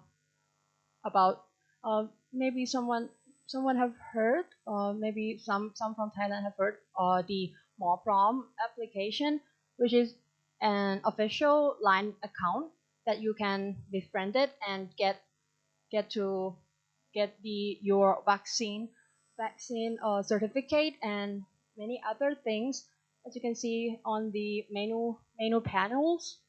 And yes, that is what we'd like to develop our application into, because we think that one click through all the demands and questions and information that they seek would be easily accessible for them. So next, Ponti will elaborate more on the detail. And here's the examples of the line application interface. First of all, we will create the application for flood and drought forecasting, and the benefits for creating the application through line platform is less consuming of phone storage, and it's easily to used by adding line friends or adding line IDs or scans or send the contact. So that's why everyone can simply use these applications and in their general life. And what we need to do is design the menus, and in the menus we mainly design three commands, which are the flood forecasting, drought forecasting, and also one function that we can type the locations, and then the application will provide the water availabilities in that locations, and also the forecastings of the waters in that water levels in that locations. And here's our ideas. And we already know that all the data are come from the MRCs, but what we need to do is simplify it, make it easy to understand for the local people and the riverine communities as easy as we can. And for the second step is when the user already have our account, it means that can you go to the, yes, when the users already have our account, it means that we can send the information to them as much as we want. But in this step, we don't need to send them the real-time monitorings or informations. But what we need to send them is the researchers of flood and droughts, or also the risk assessments or something that the WMOs and the MRCs have published in their websites. But what we need to do in this step, that we need to make it like an infographic. We don't need to like going in the details in a lot of words, but we will generate the medias as the mainly use the figures and also the images. As you can see in these examples, when the storm is coming, we can send the alert to that application with this infographic, and it's easy to understand, right? When you look at these pictures, you can also know that we need to prepare for the storm. We need to prepare our flashlight. We need to prepare the first aid kit, and we need to like keep updates on the informations. And some areas need to prepare the shelters. And if the users want to know which areas will affect by the flood, they can go to our menus on flood forecasting, and then it will appear the areas that will affect on the floods. And the last step is we need to promote our applications, and the user needs to be made aware of not only the floods and droughts that the MRCs has, but also the kind of application that we also have. And in this step, we're planning to promote our application on the social platform, because the main reason is it's easy to access for everyone, and it's free for everyone to use it also. And from the statistical analysis, it pointed out that mostly people that use the social medias, they use Facebook for the social medias, and the most reasons for using the social media is they want to update the news and the current events. Or it means that flood and drought forecasting can be the main reasons that they interesting on update the data on updates the news. And lastly, we will like share. And lastly, we will develop and share our applications and our information we generated to Facebook and also Instagram and Twitters and TikToks as well. And lastly, we hopefully our applications will will help the rural communities and also the local peoples to prepare and mitigate the loss for floods and drought forecasting, for floods and drought disasters in those areas. Thank you, Yosita and Pontip for highlighting to us and giving us examples of using social media to communicate with folks regarding floods and droughts. I think with the amount of time most of us spend on social media these days, it's a no-brainer to use the platform to in addition to swiping right and left and all over watching videos. I think if more useful information and more relevant information can be provided, and you've just showed us how that can be done. So thank you once again. So that brings us to the end of the panel presentations. I would now like to open the floor for questions. Let's hear from the audience on what they think. Any questions, clarifications, comments regarding what the panelists just presented. So it's now open to the audience. Anyone, please. You can just raise your hand. Just let us know your name and your organization, and you can also direct the question at a particular panelist if you choose to do so.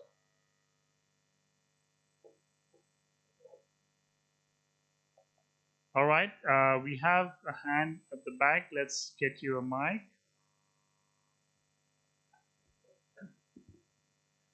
Thank you very much. My name is Carl Middleton, Faculty of Political Science at Chulalongkorn University. I'm not sure if it's really a question or a comment, but I just wanted to really commend this panel for really focusing on actionable knowledge.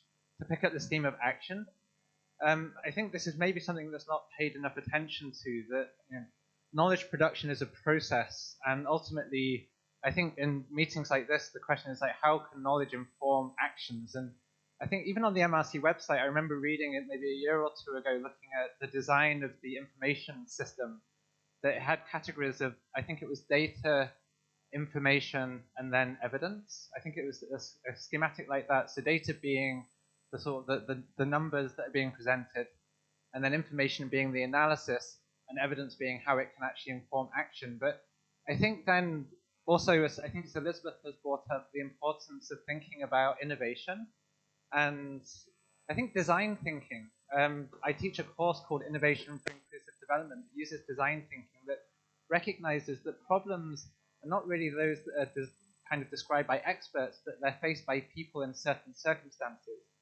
And so when we think about producing knowledge, it really should be working with those that face challenges and understanding how the types of expert knowledge that's being produced can actually respond to the situations as they're experienced on the ground. And in business, I think this is kind of used in the idea of design thinking in business. But as has been pointed out, now design thinking is being used in a range of different approaches to policy and also to community-based action as well.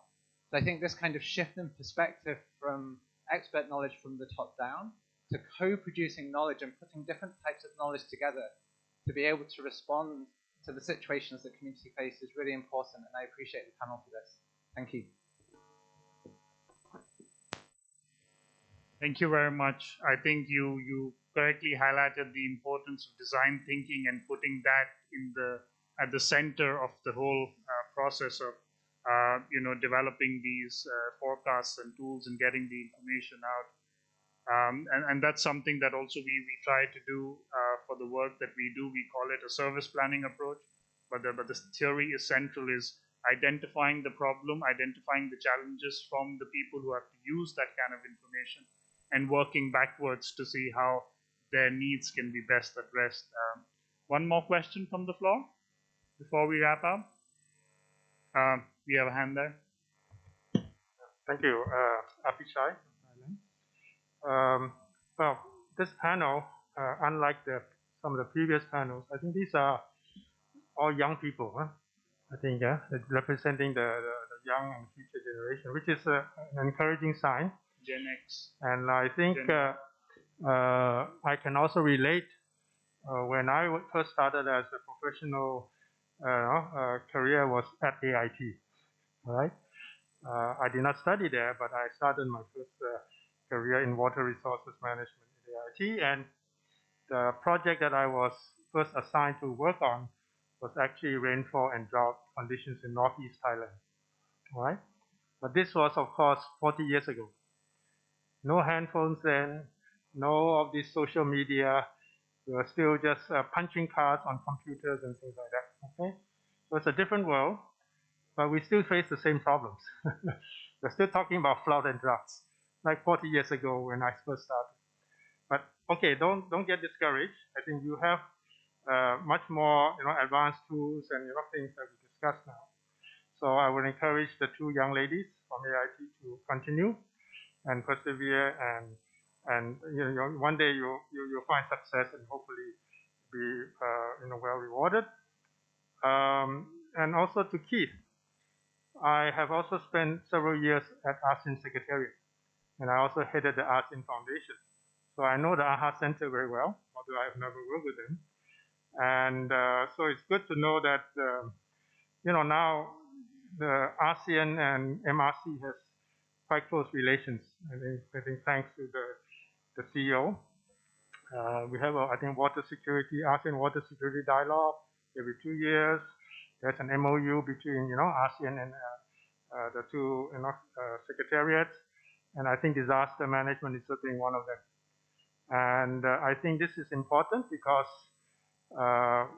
we're getting all sorts of disasters, right? Natural and otherwise. So I think this is something for the future too, that how do you forecast, predict, apply, respond, transform, or whatever, right? Like what Elizabeth was saying. So in fact, I'm quite encouraged that there's I don't know whether you know Jane Goodall. She's an environmentalist already in the almost the 90s, and last year I think she wrote a book called The Book of Hope. In other words, in a world like us today, where we have so many doom and gloom, sometimes it's hard to find hope, right? But for humanity to move on, we need to have hope. And I think there were 4 reasons that she gave. Read the book. You'll find it on Google. And one of the reasons is the power of young people. That's what she says. Okay, so more power to you.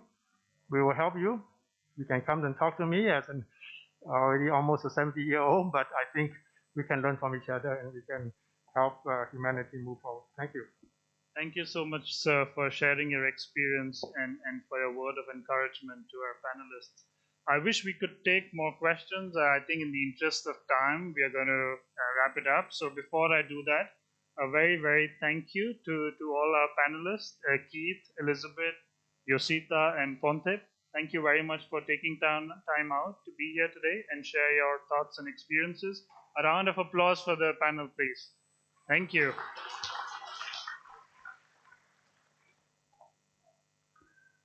Okay, so thank you so much, and Kit and all the speaker. I think we are done now with the session. So thank you again, and yes. Okay, so now we are coming to a very end. It's a bit unfortunate when we start with a lot of people in the room, but now people are probably taking longer time for their coffee. Not saying that they're going home. We have just 3 things to do now. First, we would like you to fill in the forum survey quickly. That's gonna take you like 2 minutes. So on your desk, then there is the forum survey. So if you can scan that and quickly fill in this, while our team is preparing to give you a summary of the whole discussion today, that would be very helpful. So on your desk, scan the forum survey and then fill in that. Then we would be able to see. Okay, the response all up here. Okay, it look a little bit weird. Okay, let the screen. Yeah, can we do the?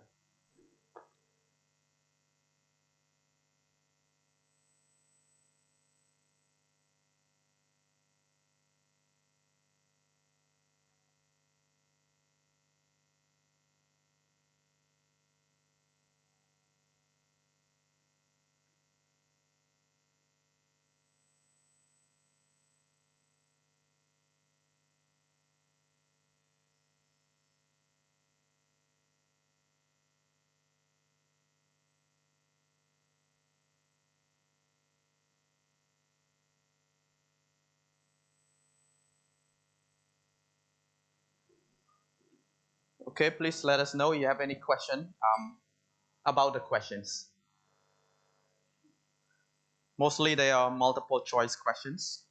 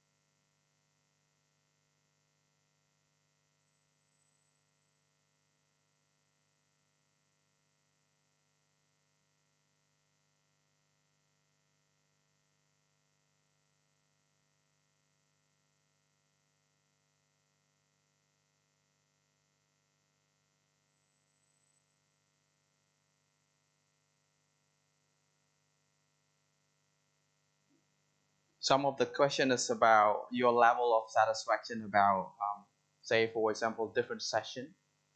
So if you can tell us which session you like the most and which you don't, and probably adding comment why you like it and or why you don't like it. Or if you see that we've done something well, also maybe tell us where we did not do it well. So then the next time we hold the forum, we can improve it. And our team is always up to improve our standard. So each time you see us holding the forum, there's something different.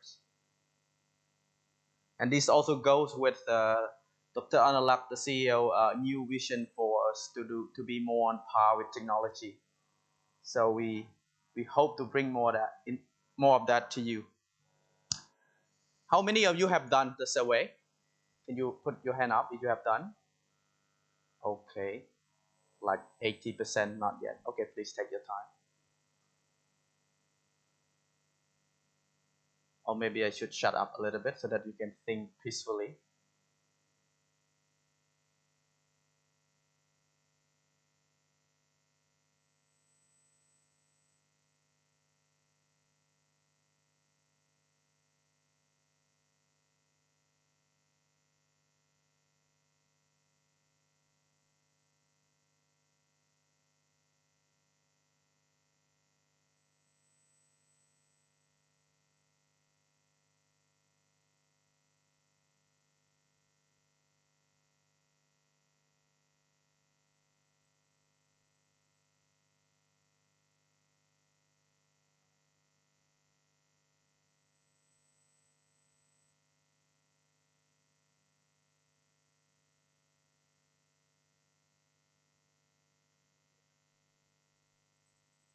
Now we have 26 responses, up from 7, 27, 28, and counting. Okay.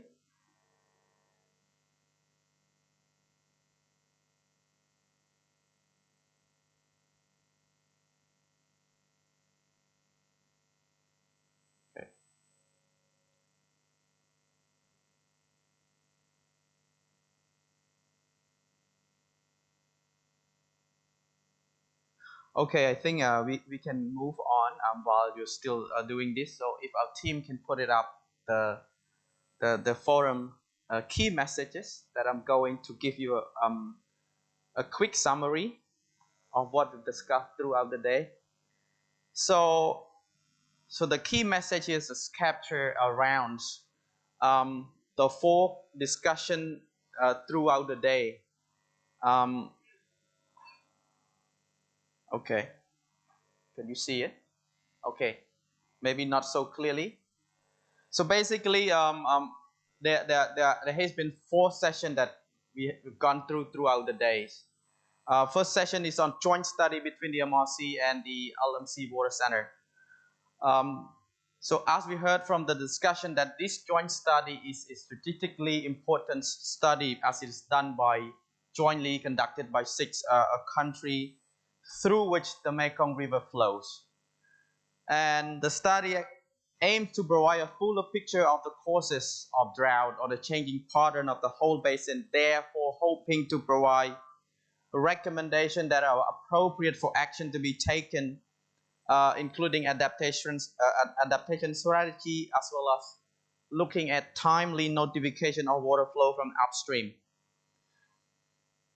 And also there's a recommendation that it's important for the joint study, people working on the joint study, MRC and LMC Water Center, to consider making it more inclusive. And besides adapting strategy, should also look into developing a mitigation strategy. And then as we move to the second session on information sharing and coordination of operation of dams, we've heard about how MRC was evolving, having learned over the past 20 years from knowledge generation to now focusing more and more on information sharing, and recently coordination of operation of dam that is now stated in the SHDS, Sustainable Hydropower Development Strategy, and the Basin Development Strategy that are being implemented through the strategic plan. We also seen the example from Vietnam that where the government has set clear framework for data sharing to be provided by developer. And that is something, as we've seen, that perhaps other countries can also look and consider about it. And finally, operation data from them is crucial, not only for media reporting and informing the public, but also for setting an informed public debate, because you don't want to discuss things that are based on feeling, but more probably on data. And in the afternoon, after the lunch break, we came for the transboundary fishery management in the Mekong Basin, where we've seen that the Mekong River is home to the most productive and largest freshwater capture fishery in the world, but that they are also coming under increasing pressure from multiple sources. There are also a message that it was not possible, it won't be possible to protect all those that are now being under pressure, but then a strong encouragement that there must be something must be done, like management effort to be co-developed with fisher community based on identified priority, needs, and user right. So then we can protect some important or key species in certain location. So they also need to rely on strong cooperation between riparian countries, for example, where the MRC can be the coordinating agency working with IUC and NOFOUD. And finally, on flood and drought session just before this, we see that the lower Mekong Basin country, still have flood and drought being their main concern. And it requires advanced technology and concerted effort. For example, like the one that is ADPC and MRC are cooperating to develop and have the member country to move, prepare for flood and drought and for disaster. In the 4 member country, we also see that there's a coherent flow of information from the MRC down to the national level. And this is like two-way communication. And the information from the MRC is usually used to verify or cross-check with what the country is already doing. So MRC providing monitoring from the mainstream. But then there is also a need to increase frequency of flood forecasting and increase lead time, making it longer. And there's also a need to build more monitoring stations so that the prediction, there will be more data to have with forecasting. And finally, there should be a need to establish a data platform. I think this is also a request from Thailand that perhaps the Secretariat should look at. And with the AHA Center, I think there is already a clear sort of good use case where the center use information from the MRC for their disaster management sort of platform. And clearly, moving forward, if the MRC want to, reach out to more people in the basin, there's a need to up its game regarding flood and drought, reaching out to different more user, using more technology. And it's good to see how our student from AIT was proposing this idea. And in starting from this month, we are already now proposing some concept, for example, to do this Mekong water monitoring, and we're hoping to bring something new to this as well. And finally, in terms of gender sensitivity, I think from our speaker, and then there's a message here that it's important for the MRC to expand both geographics and having gender checklists there. So always consider, working with people at the community level, and then there you go. So thank you so much. Thank you. Yeah. And to wrap the whole days up today, I would like to invite CEO Dr. Nalak Kitikun to provide his closing remark. Okay, yes, we have this here.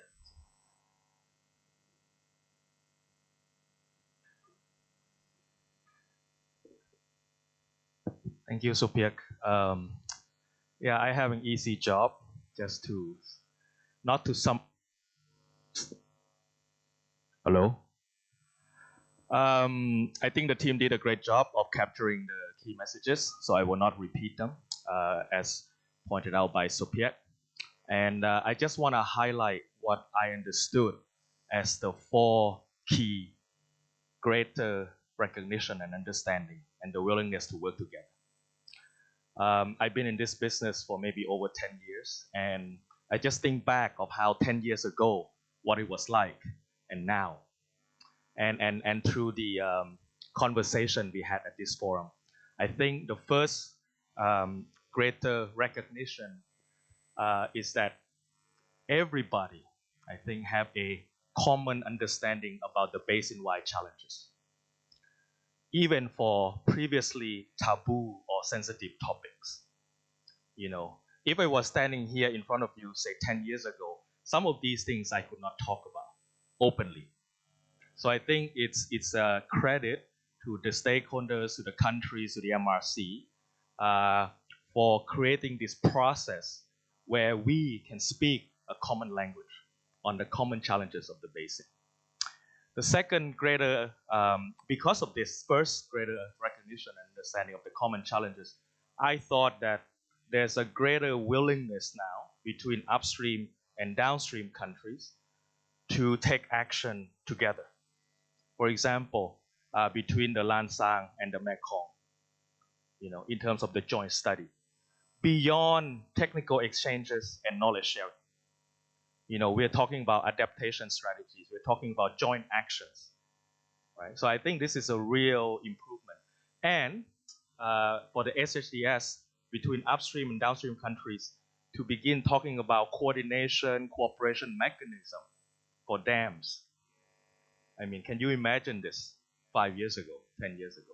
Right? So the second, upstream, downstream cooperation. The third, I thought that although the Mekong, I think we recognize is a developing basin, there's space for more development, there's space for reaping the economic benefits. There's increasingly greater awareness about the need to protect the remaining environmental assets.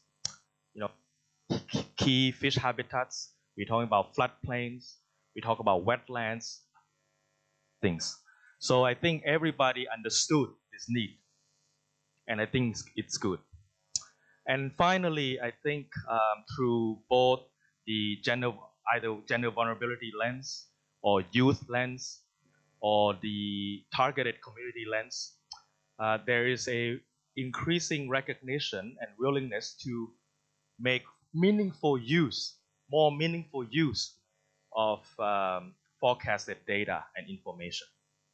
You know, in the past, I used to remember for the MRC Secretariat, for example, we forecast data we send to the countries. We don't know exactly what the countries do with it.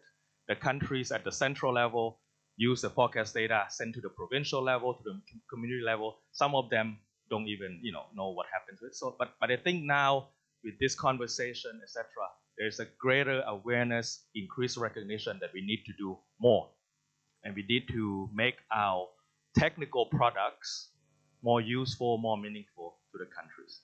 So for all of these four things, I think we have our forum objectives and this joint journey of stakeholder engagement. Team work very hard, forum together, all the technologies, all the arrangement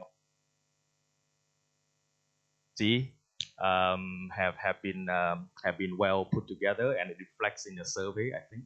And I want to thank also for you to come to join us both online and at home, or not at home, but at your place of work to contribute to this conversation. So let's keep monitoring each other. So what we say today, we will do, or not we will do, we will report to you again at the next forum. Thank you very much. Okay, thank you very much, Dr. Nalap, for providing a very useful recap of the summary. Okay, so now we are coming toward the end of the forum. I just would like to inform you that in total we got both people joining us here in the room and watching or joining us from China, including social media, we have about 250 people. 250 people. And we got almost about 100 questions, some of which we were able to address given the time we had, but some we were not able to do so. So what is next? We got a question, but we could not answer now. So the Secretariat, as a customary sort of things, will respond to those questions, and then we will put that up in a forum report. Yeah. So do check our website or social media when that is up. Again, thank you so much for joining us. We look forward to meeting you again in the 13th forum, which would probably be toward the end of this year or sometime next year. Until then, see you and take care. Thank you so much.